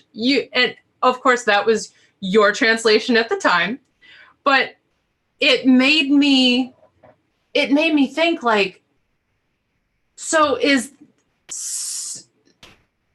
not like there's some being out there that was necessarily responding to you with that quickly, whatever I said. And maybe it was just from, of course, what I said, the energy that you were relaying or receiving, because it was very fitting for me to say, I don't know what I'm saying, but I'm saying it because it's that's true. That's what I heard. Like, that's exactly what I heard was. You remember this? Yeah. I was like, because I remember hearing going, well, I just heard you say, like, yeah, I don't have any idea what I'm saying, but at least I'm talking in light language. And you were just like, because it was right when I first started talking. I'm like, this is exciting. So I guess that's why I asked the question. That's why I'm taking so long to talk about this with you is because in that moment, I felt like that was me, Brianna, in this timeline, on this earth, at this moment, responding to you from my soul in light language. That's how I felt. And it could still be. and soul languages is one of the terms that is used to talk about light language. And then at the same time, I also understand that, okay, there is no separation. So like all is one and the one is the all. And so, yes, there technically is no separation, but we're living in the illusion of it. And like, we kind of need to categorize things here sometimes. And we kind of need to put some word for some things until we all become telepathic and we don't have to do that so much, so in that sense, us speaking from our soul in our vessel, my feeling is, yes, that does sometimes happen. And then my feeling is also, yes, sometimes I'm intentionally tuning into like, I'm going to speak Lyran, right? So, yeah, I guess I wanted, is there anything you wanted to add to that? I'm glad that you said that because, I was listening to our dear friend last night on the radio, Jacqueline Smith, and on Pyramids on Mars, UFO on Pyramids reading. on Mars radio, guys. Seriously. Kevin Estrella does this. And when she sent me, she's like, hey, I'm doing a radio show. Pyramids on Mars. I was like, I was just talking about pyramids, and I was just talking about pyramids on Mars. And I was just talking about pyramids on Mars, which was really weird too. Were you? And then I was just talking because I was talking about the pyramids on some other planets and how a long time ago Bashar had said, and I wrote it in my journal, he said, one day you guys will discover there's pyramids on Mars and you'll discover and he said how they're talking to each other, how the ones on Mars talk to the ones on Earth. And then on the moon. And on the moon, and how he's talking about, and then the connection with Sirius and the pyramids and sacred geometry. And then I started getting the downloads about how all of that related to those of us who have these memories of ancient Egypt, and those of us who have all of this great passion for this idea even of pyramids. And now we're talking about the triangle again. So, and how it's unmistakably a symbol of so many things. And if we even look at our own stuff, you guys, this triangle itself, depending on which direction you put it through, and the line and where the line goes through, also symbolizes water, earth, air, fire, depending on where you put the line through the triangle. It's been a part of us for all this time. I just realized I'm wearing my pyramid amethyst necklace. I never take off my crystal pyramid that was given to me. I can't even get close enough, but it was given to me by my aunt before she made her transition. And I, to this day, she never told me, but I believe she already had found Bashar before she died. And the reason she gave this to me is because they both knew, her and her sister, they knew I was psychic. She gave this to me and she said, you need to have this. And it looks just like, and then I found Bashar a few years later and started to understand the connection between me and the triangle and geometry and the Yael, and that they're symbols. And I drew those symbols in my book. Because I've drawn this stuff in my book. This is my sacred book here. And the very first thing that I drew in this book were these sacred circuits 1 through 15. So it was the very first thing I drew in here. But the symbols for which actually I've been guided. And this is one of the things I do. I go back to this journal, and a lot of times for private sessions with people, I'll be guided to go back to some of my things in my sessions to actually to review, to teach people. And one of the things that I had drawn in here, I thought I had the pages marked, but oh yeah, here they are. So one of the first things that I had drawn were these symbols that I came across years ago. And because I did it with the intention, just like all of these, sorry, I'm caught on my bracelet here.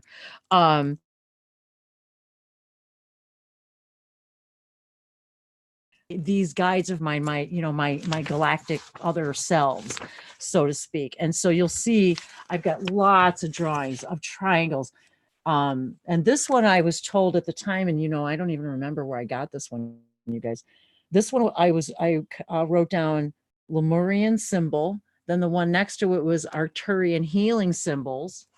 And I don't really remember where I got them. Like, I don't think I made these. I think I found them and wrote them, is what I'm saying. And then, so the symbols, all of these symbols have been a part of my own awakening experience. And one of the biggest ones was the symbols for, there was a couple of them that I had drawn. I just came across them. Sorry, here they are. The top one is Andromeda. The one in the center is Arcturus. And the one below it is Orion Council. And so when I first found these, and I was told to start to actually use them in my meditation with the intention of connecting to these parts of myself, my Arcturian self, my Syrian self, and to connect with my guides there, and to connect with my family there and my star families. So this is the kind of work I was doing for years, you guys, before I even started speaking light language. I was like, this was my foundation. This was my activation. This was my groundwork. So I share my process with you guys because this is years of stuff that I just wrote because they told me, you're going to teach this one day. You need to record this because one day you're going to teach it. And I thought, yeah, me, who, me? So here's the top one here is for Adronis, the symbol for Sirius. This came from through Brad Johnson. Then the one below it was the Yael symbol. And the one below that, the Esasani family crest, of which I have purchased and wear. Can you hold those up? It's hard to see them. So I'll hold this one up. So now you can see these. And this one at the bottom is the one that I drew. And I said, I want to connect to my Sasani family. And boy, did I, like with a bang. And I said, one day I'm going to own that crystal. And all right, so so this was drawn at approximately 2014. So here I am 5 years later, and it took me 5 years, but I got it. Yeah. So, but again, the 13 masters, the 13 skulls, and so this was a note that I had written about that. So at the top of this, I wish to be an extraterrestrial contact specialist. That's what I wrote at the top of my page. And then below that, I wrote a couple things about Azure and Azurite. And then below that, I wrote 13 masters, 13 skulls. This was something from Bashar. The 13 skulls and the 13 masters, they recreate the master vibration when brought together for pure transformation. The 13th new reality, transformation. And then at the bottom of the page, I wrote, March 20th, 2014, I have transcended.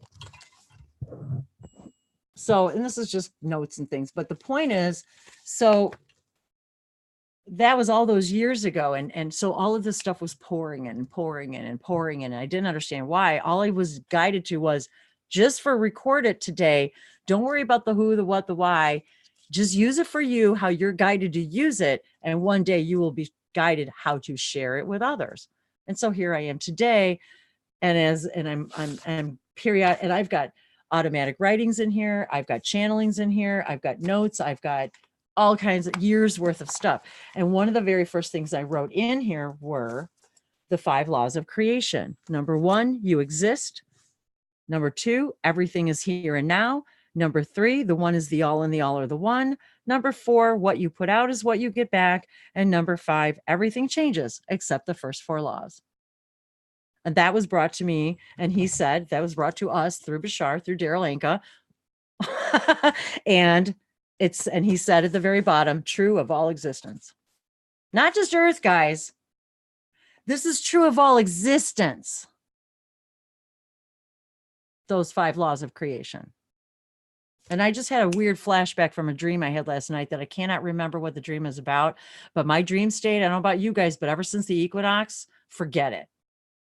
My dreams have been out of this world, but so clear. So I've been traveling. I've been on planets. I've been teaching. I've been doing events. I've slept more probably in the last like 2 weeks. I mean, length of time I sleep at night than I have in years. The other day I slept 10 hours and I woke up exhausted, and all I could remember was doing things and working and doing, you know what I mean? And hanging out with all you guys in the astral. And I did find that one page, Bree, that we were talking about. Speaking of triangles, look at this one, you guys. And this, they told me that day, constant, infinite transformations. And I did this one on August 4th, 2017. And look at all them, they're triangles. And each one of these told me they were a being, an entity to interact and dance with and have conversations with, that they would assist us all. And they were showing me how all of us are in a constant state of infinite transformation. Well, that does look like a big party. That's like a doesn't it though? I mean, it really does. It kind of looks triangle party, like a triangle party. So it's funny that I happened to see this. It was just laying on the floor just now, and I was like, "Oh, hey, thanks for opening that page for me, you guys." That's very cool. You were talking about Jacqueline's radio show, and then we talked about pyramids. So what were you going to say about her radio show? Oh, just that when I was listening to it, it just what prompted that? I was listening to her radio show, and oh, thank you, God. Yeah. Oh, thank you, Bree. See how she just brings me back home. Sometimes. Well, she tries. Bless her. When Jacqueline was speaking last night, and she said, let me share some Arcturian with you. This was really weird for me, because listening to Jacqueline speak her version of Arcturian, very different from what I have been taught and learned as my version of Arcturian. So listening to her last night made me second think a lot of things that I've been defining. Because when I listened to her speaking, I realized, oh my God, I speak that language all the time, yet didn't really equate that it was the Arcturians. Though I'll do a video and I'll ask, who is this? Sometimes I know, sometimes they tell me before, during, after. Sometimes while I'm speaking light languages, they're filling, like last night, the angels were like naming themselves one right after the other, telling me we're here, like one after the other. And so then the shaman will come in, then they'll come in. And so it's like, how do I put a title to all this when everybody's talking? But the point was, we, again, even in light languages, you guys are defining. And how do I know I'm right? The thing is that we've got to go with what we're hearing. And if her guides are telling her this is Arcturian that I'm speaking, then that is her Arcturian guide speaking through her. Is it the Arcturian language? This is where where the light language linguistics come in, about studying this stuff and comparing notes across the globe. And wow, she says that's Arcturian. And I've been speaking that language for a long time, although I never really equated it to Arcturian. Because what's weird is, you guys, the last few days, I've been hearing my Arcturian, the indigo Arcturian, saying to me, you keep forgetting about the Arcturian healing chamber. They keep telling me, you keep forgetting that you can jump in anytime you want. So my Arcturian guides have been talking to me for the last few days, and boom, I listened to Jacqueline last night, and she says, oh, let me talk, let me speak Arcturian for you. And the funny thing is that it's like, oh, wow, I've been receiving this language for a while, or I've been hearing it lately. Didn't even equate that it was the Arcturians there to help me.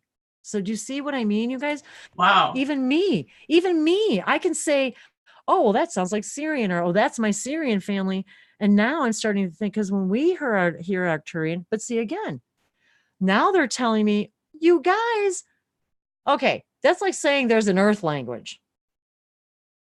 Now you come to the United States, or you go to any country, I'm guessing, but you come to the United States specifically, and my God, half of us can't understand what half of us are saying, and we're just on the other side of the country. Right. Not only is it so many different dialects, but then there's so many different types of these beings. So like I can call it Arcturian, but that's like saying, well, I'm human. Well, how many of types of humans are there? And that's not even counting all of the cross hybridization. Yes. It's just like Spanglish, you know, it's, you know, so we're taking like, so then this would have to go back all the way to the beginning of language in existence, right? If we're really trying to like narrow down, okay, so what is this? What is the original this? What is the original that? I'm looking forward to delving into that more as we continue exploring. Yes. We do know we had light language as the beginning of language here on Earth. And again, Anita Meyer's books talk about that. She doesn't specifically say the word light language, but it's like clearly light language. And we talked about that. Was it last week? Was it last week? Yeah, I think last week we talked about it. So yeah, we were talking about Anita last week, and yeah. But anyway, so that thanks for really sharing brought that. up something for me, you guys. That was huge for me because what could potentially be the undefinable. And then it led me to believe that, okay, wait a second. Okay, if Earth can have all these dialects, and even the people in the English language can have all these dialects within a particular country, or any language for that matter, because I think it probably goes to say with any language. And Bree, let me ask you this then. Okay, you're familiar with other languages.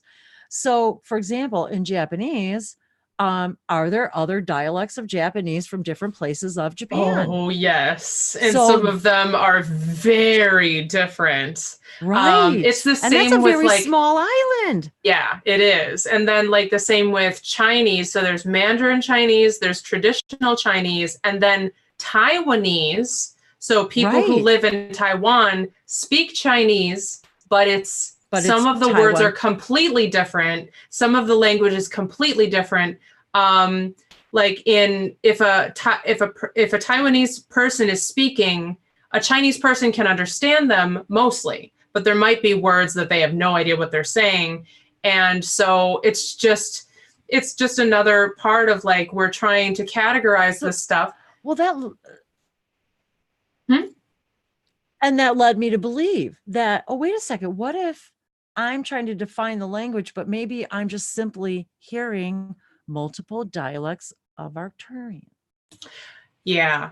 Maybe what she was speaking last night, and then because think about when you and I started, and when I very first started, and the people that were saying I'm speaking Arcturian, very different. Oh, yes.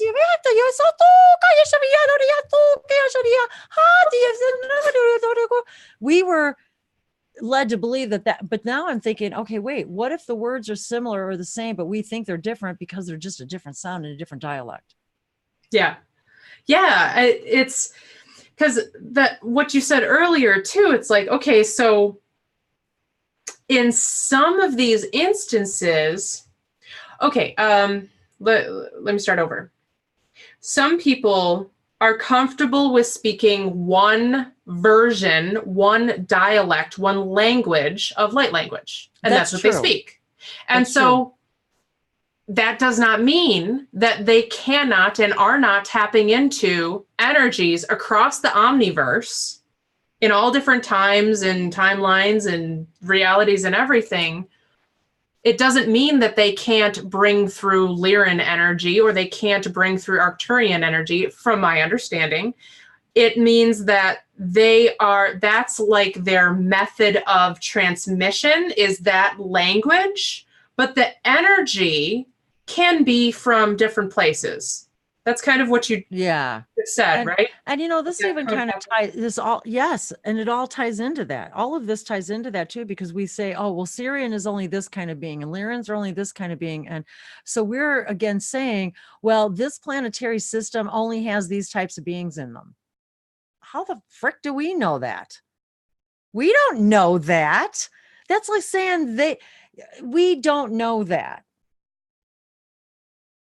It's very funny, actually. I mean, and even when May talks, but we try. The feline being, even I, in my ignorance, even in a public channeling, said, well, how can you be feline if you're from Sirius? And they're like, are you serious? Yeah, we're all learning, right? We're at this beautiful place of expansion, and like and being open to other possibilities is very important, and not being righteous and I know how it is. Okay. And again, this really We all ties go through it. into was it Lel D's question about where are my star families and where do I come from and all of that.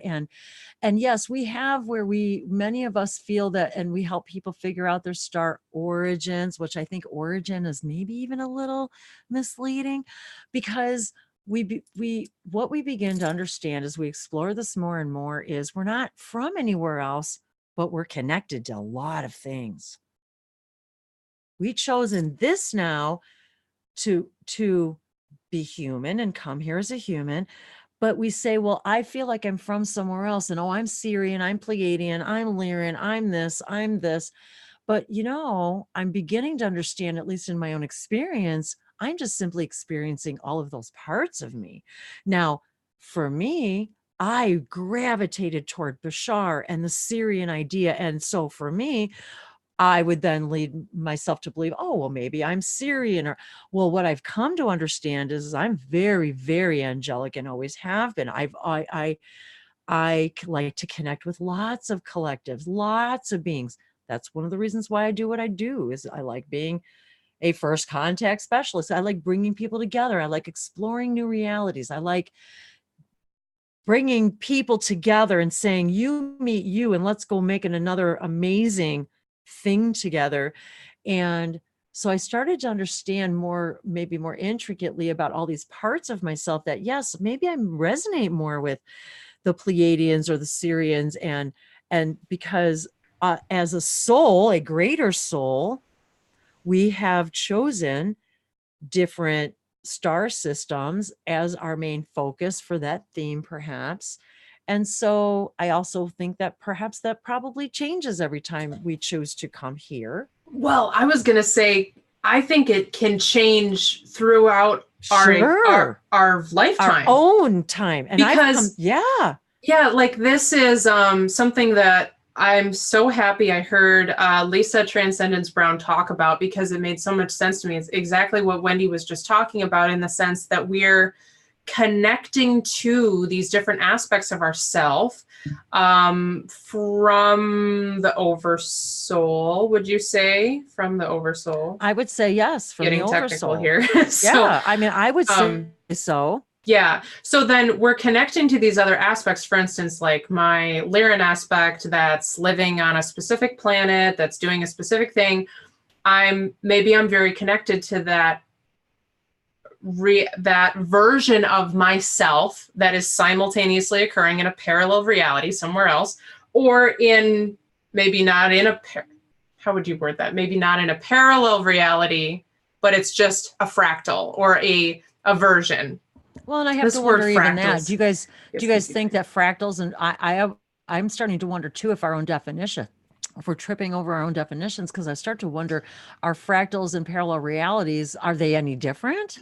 Like because if a fractal of me as a Lyran or Pleiadian or whatever, if a fractal of me is having another life on another planetary system, but isn't that to the best of our current understanding also a parallel reality? Well, Alicia talks about that analogy, even though they're grapes. Simultaneous. Yeah, she uses the analogy of the grape bush, which we talked about a little bit. And so it's like the bushel of grapes, and then, or like the vine of grapes, and so that is your main family, and then you go off and you have all these other branches of grapes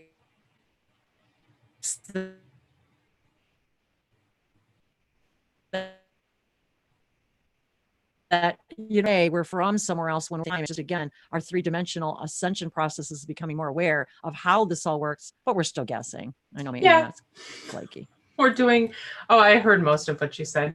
Yeah, we're doing our best to to figure it all out with our logical minds. But anyway, I was saying that so for me to be having that existence, I can then pull in energy from that version of myself, let's say that Lyran version of myself, and I can embody more of that version of myself in this incarnation to be able to get me to the, let's say, next step of my ascension process, of me integrating all that I am, all versions of me, all aspects of me in all of creation, integrating it, which helps us activate our light body, bring our higher self more into our body, which is the light of the soul, bring more of who we are into our physical body. That's why, like Jesus Christ and these other people are sometimes depicted with this light around their head. It's because they were embodying a higher percentage of their soul that actually made them look like they were shining, or because they are shining, and we are all shining, and so that's what we're all doing. Many have said, and even like like the prophets, and I'm talking about like Edgar Casey and things like that, that they even said that if you guys like us now, if we look at black and white movies, you can almost feel the density of the difference, and even though it was technology, but we were a denser people then, and it's a heavier feeling. And it's interesting how you can eat. And so those, if someone were to say rematerialize, if you will, today from say the 20s or 30s or even 40s or 50s, we would appear to glow. We would be more glowing because we're literally vibrating at a higher frequency. And so it makes our auras more visible, makes us feel glowing, makes us look different, makes us look younger. And so like many times when we go astrally, we're told that we're in our perfect state. You don't have any of there are no blemishes. There's nothing. You're in your perfect state of being.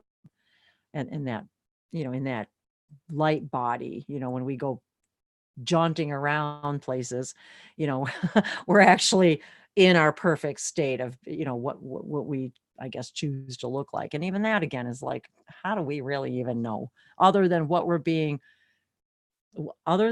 channelers and everyone else is telling us through their experiences and through the channels, and just like we do, and just like I do, all I can do is share my experience. That's all I can do. And then if someone relates to that experience, and if it helps them resonate and say, wow, I've had that experience too, well, then that lends validity to what we believe is true for that thing. If we start to, now that we're all connecting from all over the world and starting to compare notes and going, hey, wow, that happened to me too, or very similar, or this is my story. It's not the same, but it's different, but it's, you know what I mean? So I think that's one of the reasons why all of us are so guided to do these gatherings. So, and I appreciate all of you. I do appreciate all of you guys who come here and interact and ask questions. And so, and it can be very frustrating sometimes when someone comes to a channeler and says, well, where am I from? Or what do I, and I do get, like, I can feel people's energies, but again, am I as a channel only feeling the energies of what that person's bringing to the table in that moment? Maybe in that moment, I'm feeling your Lyran connections or your Syrian connections, or I'm seeing, I actually will see other physical, earth incarnations. I'll even see the part that we played together in them with a session with somebody. And all of a sudden I start to see, we were doing this together, we were doing that together. And it's very, very interesting. So when someone comes and says, I'd like to explore this or explore that, or know what my soul family is, my star family, I may see something one moment, and maybe another channeler might see something another moment. That doesn't mean we're wrong. That means it's what we're both seeing in that moment, because we are so multidimensional. And this is where it gets really confusing, I think, for all of us too, as we start to seek out other channelers for information about ourselves. Then we start to think, well, is this right? Is it wrong? And really, again, it's all about how do you feel about it in that moment? Does it resonate? Does it, and and sometimes I've even discovered that sometimes I'm receiving information to help someone else figure out whether or not it is right or wrong for them, because maybe they're being directed in a particular way. Because if I tell them one thing and they say, well, I don't resonate with that. Well, that's perfect, because now they're going to go find out what they really, you know what I mean? That helps them go find out what that doesn't mean my answer is wrong. It's because this is what my guides are telling me to tell them in that moment. Right. Yeah, I think that's a really important note to make. And I want to say hi to Ivan and Dolores. Hi, Dolores. Hi, everybody. Actually, if you could, I need to go off cam for just a second, Bree. If you could I wanted to say hi to everybody. Yeah, if you guys want to jump in and love to hear give any from messages. Hi guys, thanks for jumping in, or comment on anything that we've been talking about. I'll be right back. Okay, sure. Yeah. So what you had just said in regards to information that channelers are given and information that healers are given. And I've had some frustrating experiences, to say the least, with let's say being told information that was maybe partially true, or said a very specific way that set me off in a direction that I was not expecting. And then learning later the rest of the story, and learning later why I needed to be told that at that time to put me on the most beneficial path. And for my ego, very frustrating. These particular experiences I'm talking about were very frustrating. And other people have brought this up too, specifically with channeling and, messages from our friends and families in different dimensions. So it's something that helps us to use our discernment, always use our discernment. If you're receiving a message and it just does not jive with you whatsoever, that's okay. You can take it or leave it, right? But at the same time, being aware also and trusting that we are being guided, and sometimes because of the whole human ego factor and spinning logical thought processes and all of the things that we have going on here, I think sometimes we do need things to go a certain way, and we are led in certain directions. So yeah, I mean, if anybody has any interesting experiences like that to share, I'm definitely all ears. But I think it's important to share also in terms of, sometimes we are, I have heard channeled messages, either collective or personal to me, that were flat out inaccurate, completely inaccurate. However, later on, the being or channel or whatever said, oh yeah, well, told you that because we're trying to test where you're at with your discernment process. If you were going to just believe complete nonsense at face value. We are so used to giving our power away as a human collective, giving our power away to so many things external, to coffee, to, our family situation, to the government, to the boss, and even to illness. Or it's like, okay, I have this power, I have this knowing that I'm creating all of this, but I'm actually going to put it on somebody else's head and say, you can have that. You can wear that. You can just, I'll just lay here and just whatever, if I get, it just doesn't matter because I've given my power away. So, yeah, I think in those ways it can help us to be discerning. And again, if a message does not resonate with you, that is okay. It does not have to resonate with you. And Stefan said, many gods are tricksters to guide us to intelligence and knowing.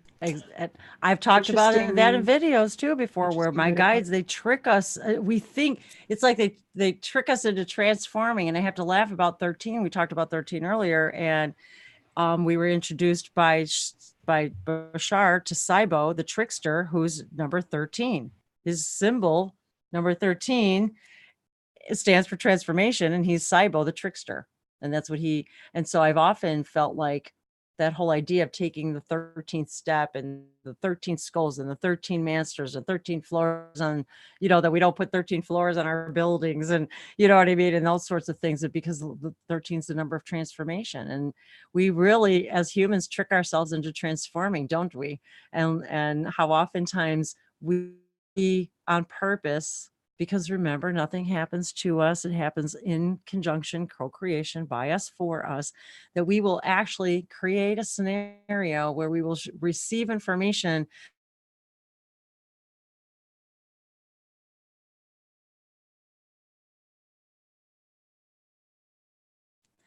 discernment, like you said, to say, yeah, that really doesn't resonate with me. So I'm going to go look a different direction. And that's when you find the real answer that you were looking for.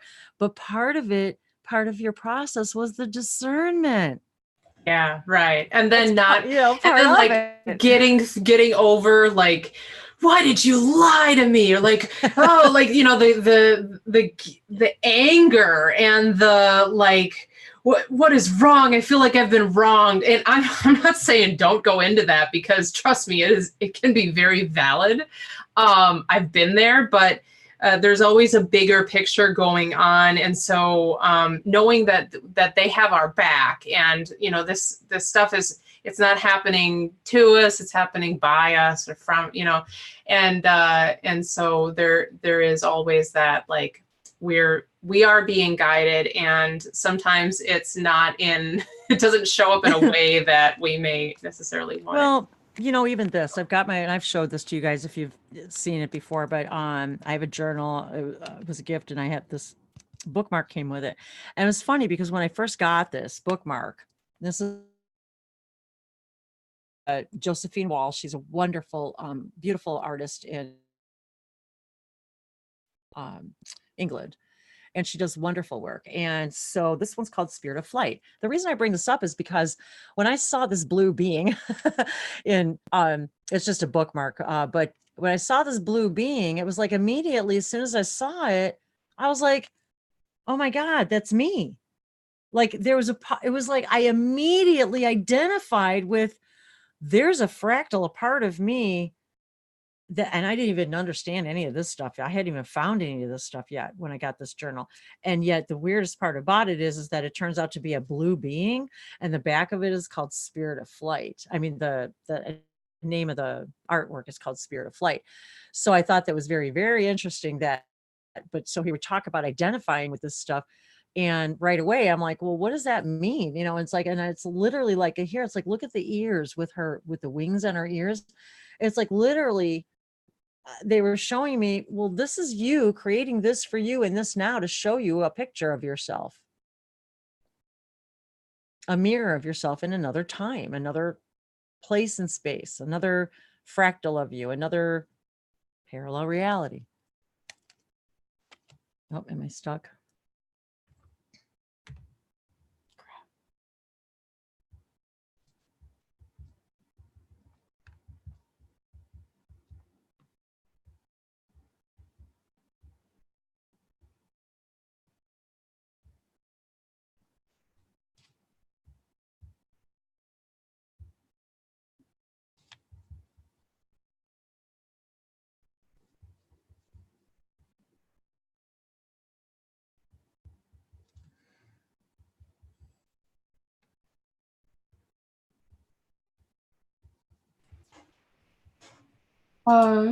There you go. You back? Am I back? Yes, you are back. Sorry.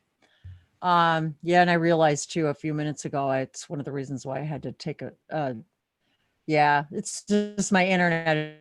It's doing that same thing it does again, where it switches to the other ones without me knowing, and like,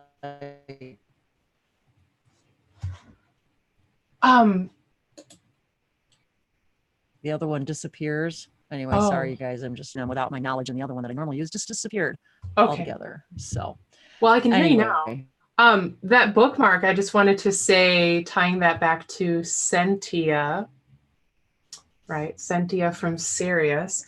Now I want to try to find that photo. yeah, so it's Josephine Wall, Spirit of Flight. And the thing is, I don't know where I left off with you guys, but when I very first saw that, the very last thing I said is that my guides were telling me, this you created to receive. Yeah, you got it as a gift, but this was for you to show you a mirror of part of who you are. On another life, you're a blue being with wing and ears. That's who you are. And so as soon as I received it, even though I didn't understand it, it was like I became emotionally attached to this image. And I said, oh my God, that's me.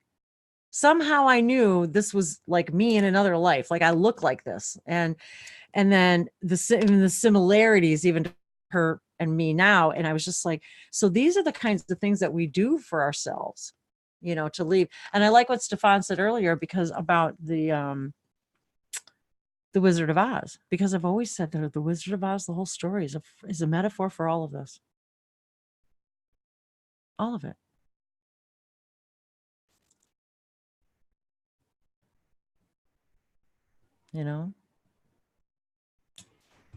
Yeah, it's very interesting.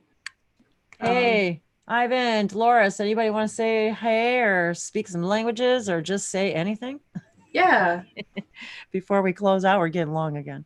Are you talking about hey or like hey? Which type of hey, hey, whichever one resonates today, sweet baby.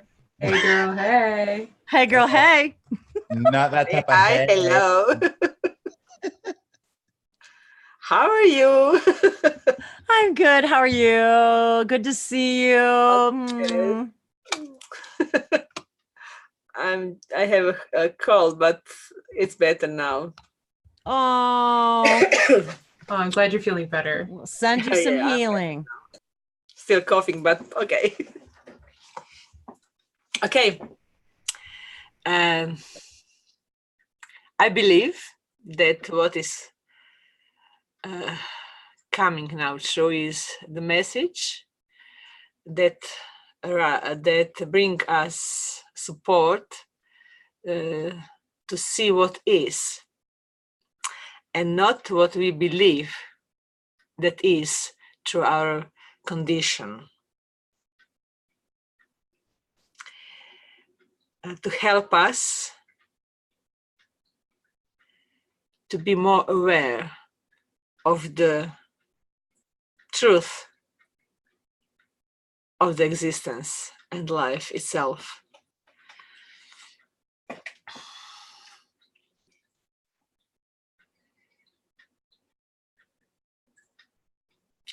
Lulana hamwakateya,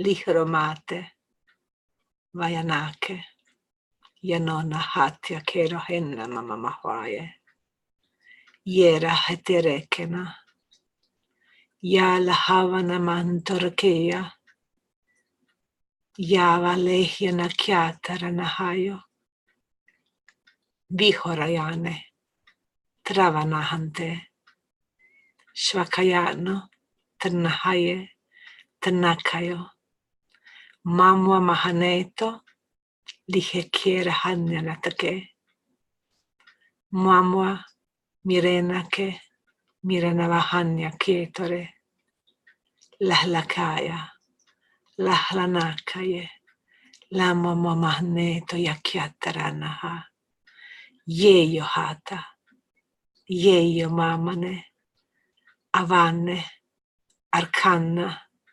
Trianeia, Clatero Annavahantio che mamma mahatikeo, Iho yakatana, Ihio mamma mahuakayo, Iranete, Travana, Tranoko ate, Iya yahya ketore.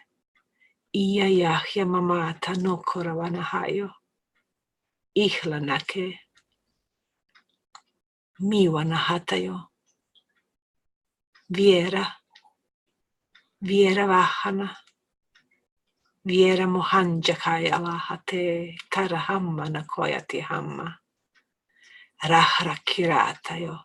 Rahra vanne. Rahra trienake. Mayaneke. Mayahayanoke.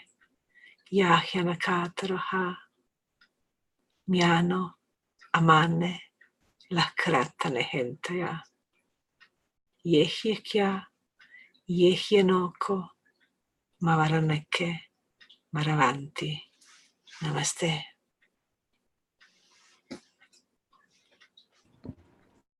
Namaste.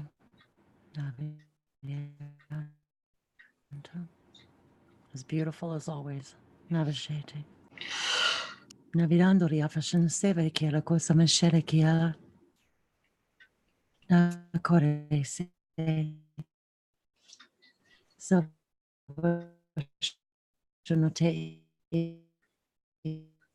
ileaka zeva shonote ilekia so man zeva always feel or if you just say Tavariana, every time you speak, and I think I speak for others, as I say, when you speak light languages, and I know we all, I think, intend this. When you speak light languages, you specifically, it's as if I really do feel and encompass like the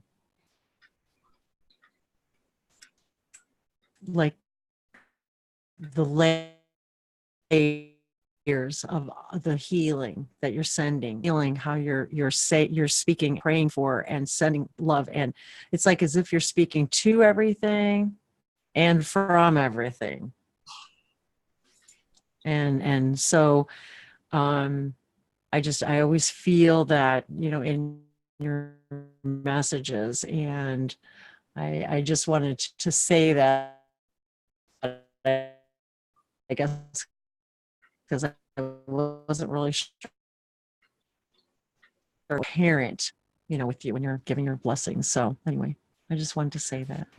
Oh, that was so beautiful. I feel like I was taken somewhere else, like energetically.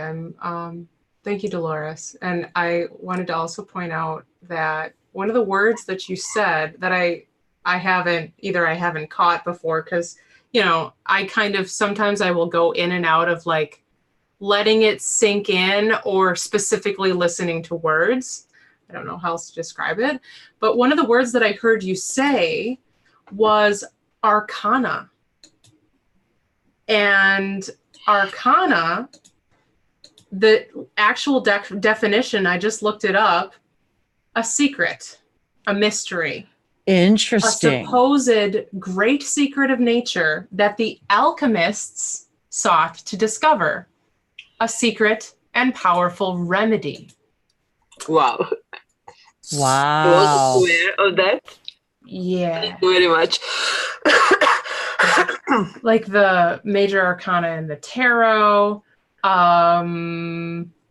I feel like there was a magical element or like an alchemical element to what you just said. Well, okay, maybe all light language has an alchemical element, but right. I felt a very strong spiral energy descending to us now. Very, very strong, with really support of what the intention was. Exactly. I felt it very strongly myself, as if I was really literally feeling all of the layers of all the intentions literally settling in and sifting through everything. And I literally was feeling it to everything and from everything all at the same time. And so it was very, very beautiful. La Vigiate qui Ziva, as always, we're always delighted to have you, and we always miss you when you're not here. So thank you so much for being with us again, and Thank you. love to Croatia, love to all of the other parts of the world. Thank you. Thanks to you for staying up again so late. And again, I wanted to take this opportunity to take this moment to thank each and every one of you, whether you're watching this now here in the room with us from every corner of the cosmos, literally, and every country, every continent.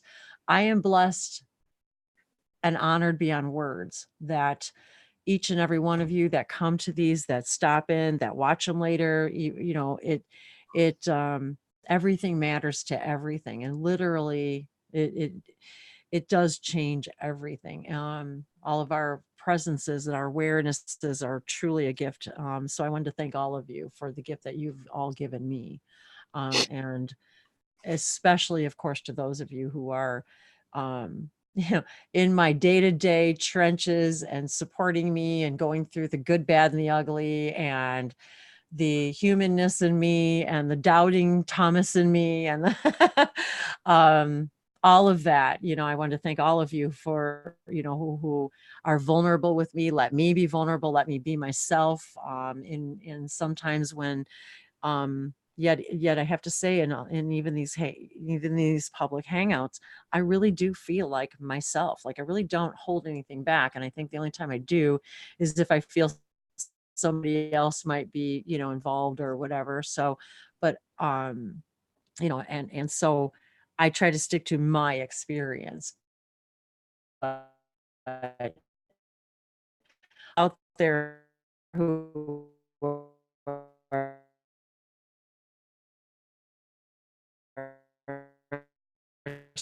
sending me these messages and every day, I love you and I appreciate, I value all of you who come here every week.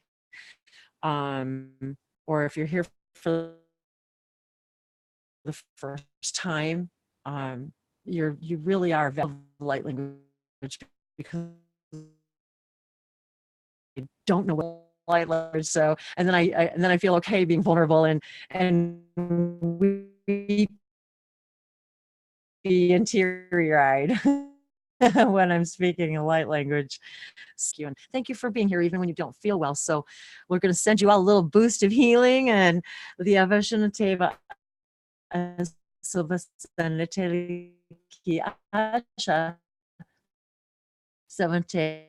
we started this hangout today. Thanks for joining us today.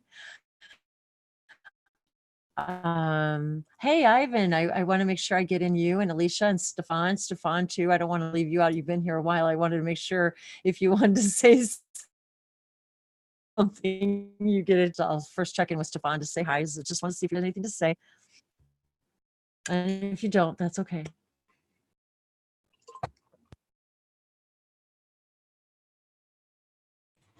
Ivan. Yes, okay. Hey Ivan. Oh, Okay. hello. Hello. Hi, I just want to see if you wanted to say hi, sure. if there's anything you want to share, and I want to make sure Alicia gets to say hi too. I don't want to jump ahead of anybody. No, but I did want to share a different light language, which is number 5 for me. I'm wondering when number 6 is going to pop in, because they just seem to have arbitrarily. I'll be saying and I'm like, another one zooms in. I'm like, all right, now where the heck did this come from? I know I got one from Sirius. I know I got quite a few shamans from here from Earth. And speaking of, this would be this one.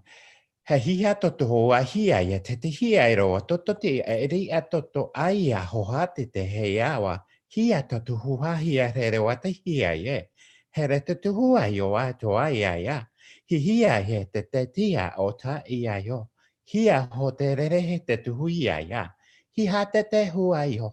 Hai hia te tia te ea. Hia yo ha. He te ta. Hia oa. He ai o. Hia ha te tia ia. Which I feel like this is more of a, I feel more of a bit of a feminine energy versus this other one, this which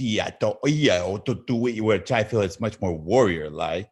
And the one that I obviously go back to is the when I first started speaking, which was so I'm not, when I speak that, I'm like, okay, that is me. But then whenever I speak these other ones, I'm like, that is me as well. But I feel this one's much more masculine energy. This one's much more feminine energy. And then if I'm going through to the serious, what I feel is the serious language, which is which that one I'm having a little bit of not an issue with it, but it's so rapid fire. It's just like my brain is not able to function at such rapid pace. Hey, it's With not that one, I'm supposed like, to with light language, right? It's about the feeling. And right. even that's funny when you were speaking, talking That's about cool. recognition. I kind of was hearing like Will, Mm-hmm. like the way Will speaks, our friend Will Mitchell from Reiki with Will. I felt Right. like as you were speaking, I was hearing some of the same dialects, almost the same tenors, almost the same timbre, the same, yeah.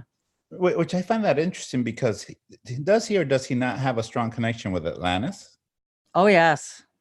Okay, and this is the reason why it's just come to me, because I know I have lived 3 lives in Atlantis, one as a male, 2 as a female. Go figure, 3s. So that kind of makes sense. And this is where I've been slowly connecting the dots. So I'm like, oh, that is very fascinating. That is very interesting. So no, I've just, ooh, that makes sense with the female, how it feels a bit feminine, because in Atlantis, 2 lives as or 2 lives as female, 1 as male, and the 2 lives as female, priestess. So I'm like, oh, that makes sense. Well, But thank isn't you that guys. interesting how here, this is a good example, you guys, of what we were talking about today, about how here's a man who's not in this life as a physical male person, but still recognizes and understands I'm a fractal of all kinds of things, including a lot of female lives. And I too have experienced myself as male lives.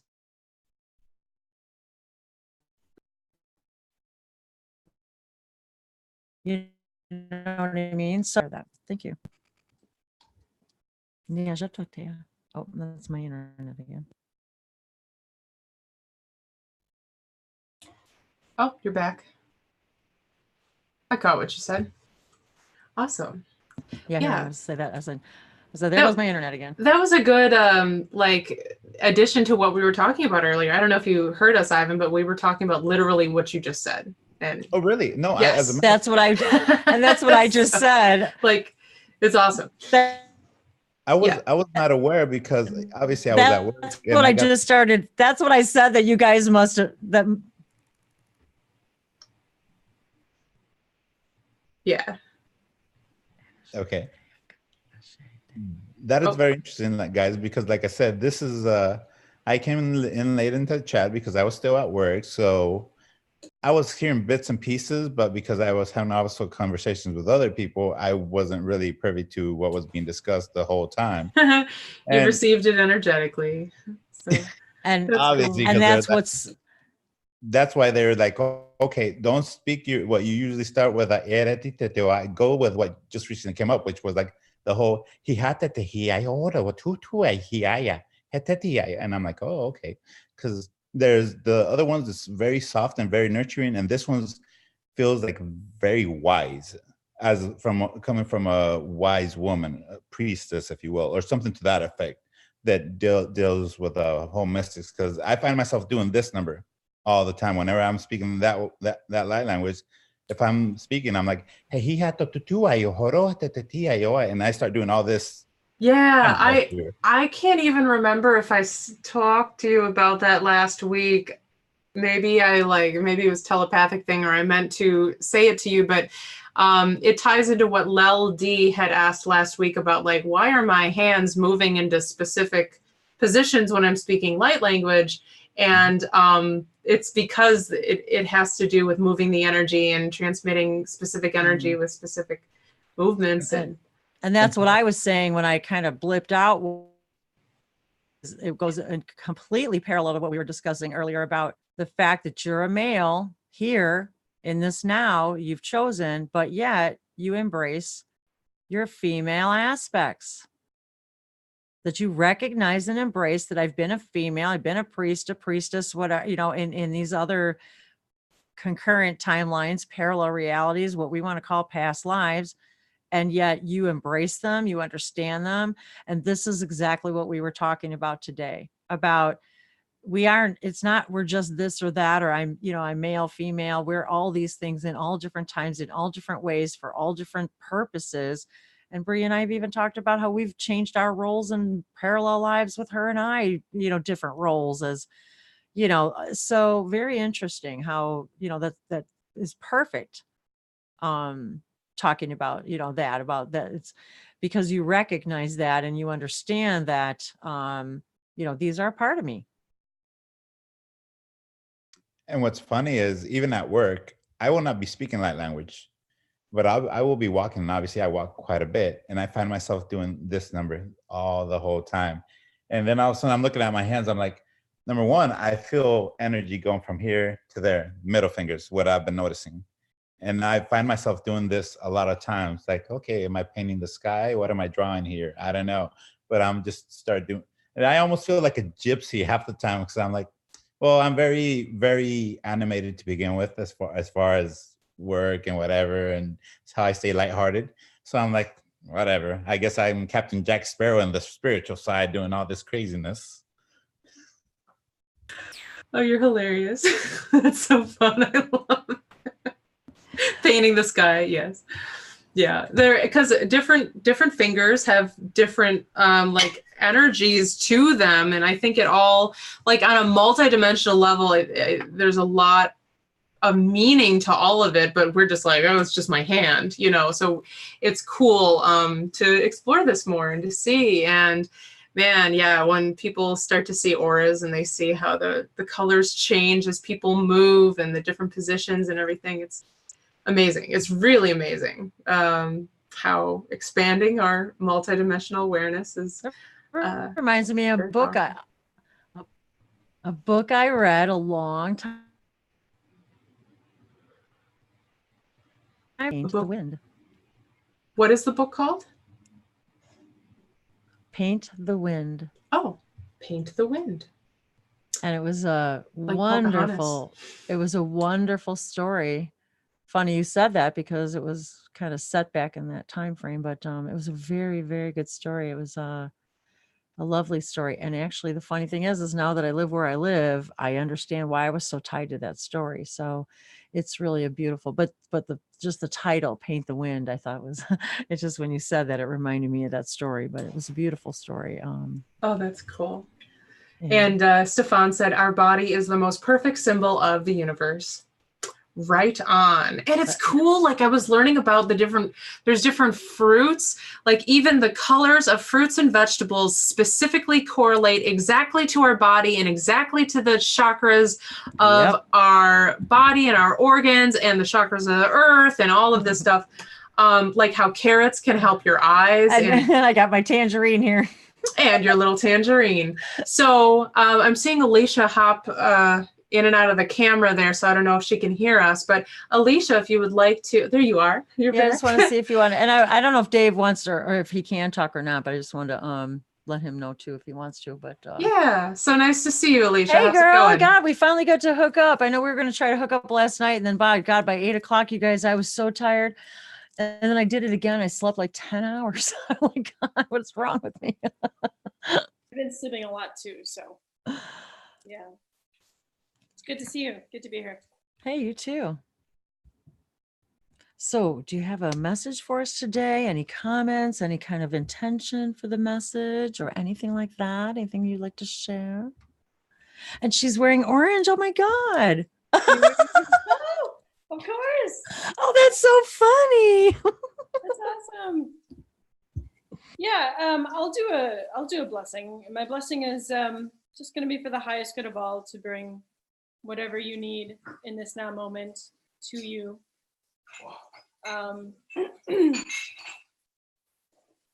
Nushataya so unki intia sata. Bulishitia saniata unkianta nalia ushitia posho. Nania sukutu bujugiata nialata. Ka asataya no nalayata. Ikiako naniato tia bushaniata. Nahasalala. Ia mushututia bona. Nala ioko bashitia sonana. Ia tiata ulo popia shanana. Iako una. Ia sinianayala. Unesiata bushaniasata. Namaste. Niyashano nomiata ishasha sonopeya. Thank you so much, Avishnote. And even when you speak, it has its own, its own ring, its own sound, its own vibration. And I was actually, as you're speaking, and part of what we were talking about earlier was I was going to ask you when you're speaking, how much of you, the present Alicia you that you hear, when you're speaking light language, how much of you do you think is part of it versus, as we were talking about earlier, is it only someone else? Is it partly me? Is it always going to be a part of me? Am I always alchemized in it? Or, you know what I mean? Yeah, I think it's such a multi-layered question. I think it's definitely part of you because it's embracing, it's encompassing all the yous that you ever were. I mean, you aren't going to get the same sort of exact light language that I would say. I mean, we can speak the same language, but it's going to come out differently. And so I think even though I'm not thinking about it as I'm saying it, I'm just doing whatever my higher self or whatever galactic group comes in wants to, although at times I am getting pictures and translations and whatnot, I'm not really. Yes. Well, I just have to laugh because I think you just answered the question verbatim the way I did. So that's why I have to, Bree's like shaking her head going, yeah. I just have to laugh because you said exactly, I think the same thing I did. Awesome. Well, there you go. Well, and tying in channeling too. I think the exact same thing goes for channeling, even in earth languages that we understand with our logical mind, such as English, right? So there can be a channeler. There could be two channelers sitting next to each other, both speaking English, both channeling a message in English, but one of them says things a little bit differently than the other does, but it's the same message. And it's because the alchemy that is created when that energy comes through them is specific to them. They're always a part of the message because they are the vessel that is being delivered in. Right. And Bree, this is what we were talking about earlier, was that different groups have different messages based on how they see macro or micro, how they see the universe. And so it is definitely tied into the person doing it as well as the group coming through. There isn't anyone or anything that isn't you. And there are infinitive perception of that one who is all that is. Every form, which includes human beings, has their own perception of reality of life. But there is nothing or no one else that isn't you. You are always speaking. Your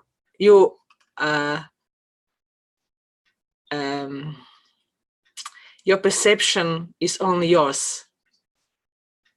Your sound is only yours. But at the same time, everything that you perceive as others are included in that. Yahrakama nahanteya larana kewa mahana nihatakayana. It seems like I'm speaking, and it seems like you are speaking, but there is only one who speaks.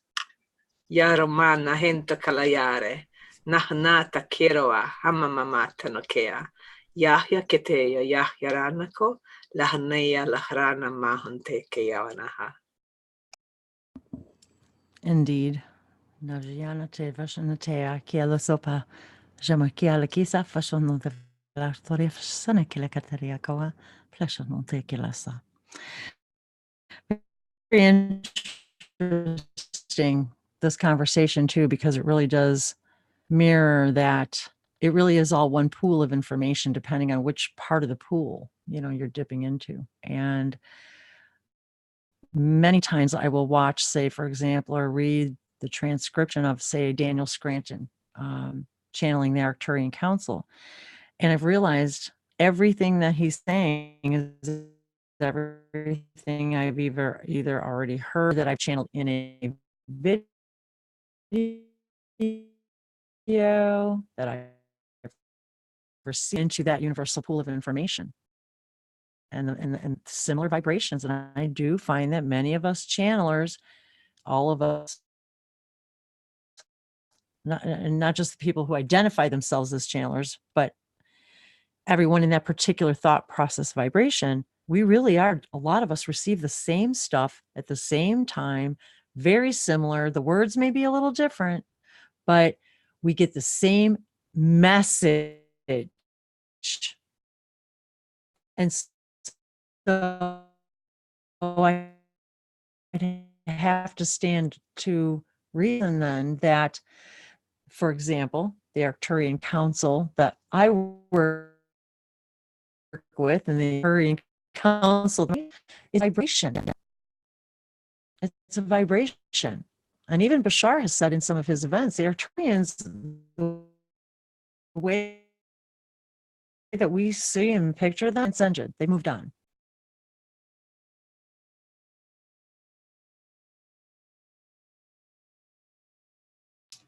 Like moved on out of physicality. But we see them as physical beings, them as councils. And yes, they are, but right.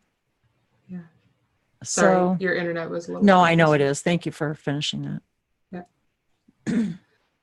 Yeah. Very important topics once again, you guys. Really, again, yeah, we really do. We really do touch on a lot of stuff, and there's so many important things too that we didn't even get to touch on today about just real life stuff that's happened with us recently that, have given us, even Bree and I, just some real realizations and things. But the thing is that, again, everything is perfect for today. Who needed to hear what and when and how? Yeah. And what questions each of us were energetically asking, and what information we were all looking to receive and gather from this gathering. So absolutely. Yeah. So I guess since we are hitting the 3-hour mark now, we now, should get going. I know everybody's getting dwindling now too, and got things to do, and got places to go and places to be. And I wanted to thank all of you once again, and Bree for being here, and all of you, and doing such a great job as always. And to thank all of you for stopping in. I'm so happy that you and Alicia and Dolores were able to hop in. Thank you, all of you who've been here for the entire duration, or between all of you watching, commenting. I hope you've gained a little bit of clarity all today, or at least shared something, received something. Ivan, of course, thank you for being here. Dave, from the very beginning. Stefan, thank you for being here every week. Whether you say anything or you don't, your presence is just so felt, so appreciated, so apparent. And this is another thing that I wanted to explain to you guys too, that just being in the room, it just, sometimes you don't need to say anything, just being there, and even typing in the chat like he does, and it's and Dave too, and hi AJ, hi Dave, love you guys. Thanks for watching, for being here, for being a part of this, and thanks for coming in for the first time, even though he's always out there watching and supporting. And thanks for being here physically today. I think he could sense I was a little off balance today. So I appreciate that. I appreciate that energetic support. So it means a lot to me. Cause I was in a little bit of a weird energy this morning. And so I appreciate you all for allowing me to be my human side, because really that's just who we are. And all of this may be about channeling and light languages and connecting with all of that. But really at the end of the day, as we said in the description, it's about how we apply this information in our real lives and how we treat each other, how we interact with each other, how we act when we leave this room, what we believe about ourselves and our reality after we leave this room, how we love each other and live with each other and express ourselves, extend ourselves to each other after we leave this room. That's what's important to me. And so to all of you, I appreciate you. You're individually, collectively, because each and every one of you is so lovely that each of you brings your team here. So your team here, and your team's here, and your team's here. And together we have a collection of some really pretty fabulous teams. We have a party. Yeah. And each of us has a lot of, our fractals. And so everyone's here with us today. So I want to thank all of you for bringing your teams here and your questions and week by week. Thank you. And, we never know what tomorrow will bring or however long this will last. So I just appreciate you all being here in this now with us today and for everything that you do and bring and share. I appreciate you and love you so much. And we really look forward to this every week. And so as long as Bree and I can do this and we're able to, and to share this with you, we will, as long as this now allows. And thank you for what you bring to all of us and to me. And yeah, thank you.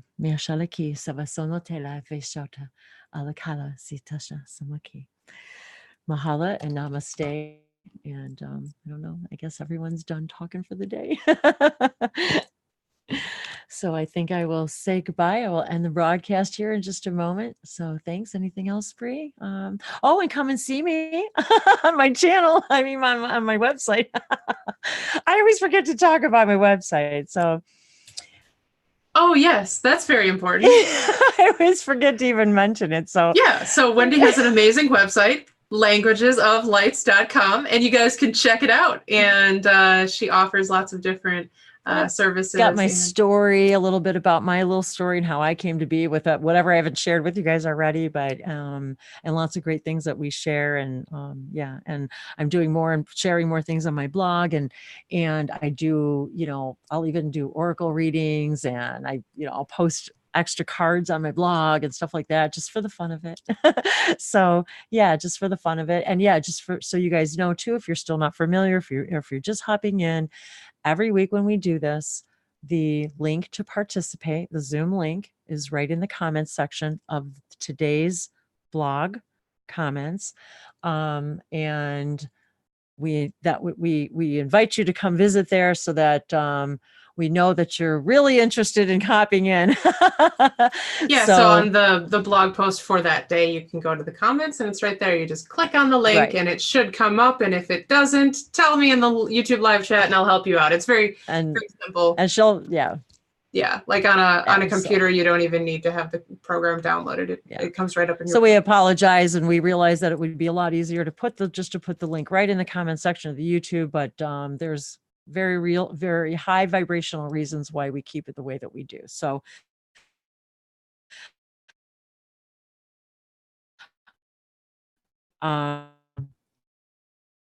that with that said, if there's real easy, it's free app. You can download it if you want to download it right away. Oh, I might have lost her. You're back, kind of. Yes, it's very simple. You can click on the link in the comments. Sorry about that. Am I back? Okay. Yes, you're back. Yes. Yeah. Well, and I was just going to say, if you don't already use Zoom, if you don't already have the app loaded, does it ask you, like, do you want to load the app right then? I think, isn't that how that works? If you are on a mobile device, such as a phone or a tablet, you do have to have the Zoom app downloaded and installed on your device. If you are on a PC, then it will come right up in your browser. You don't have to have anything installed, and you don't have to have a Zoom account. Thank you. Yes. Excellent. Thank you. I really just want to answer everybody's questions because I know this stuff comes up course. and not everybody knows how to use it. And there was a day when I've never Yep. used Zoom before either. So been there, done that, and just want to help you guys to participate if you really want to. So thank you once again. Thank you, Bree, for your technical expertise. And I appreciate all of you. So much love. And we'll see you next week. Maliata Shaliki Sana Sala.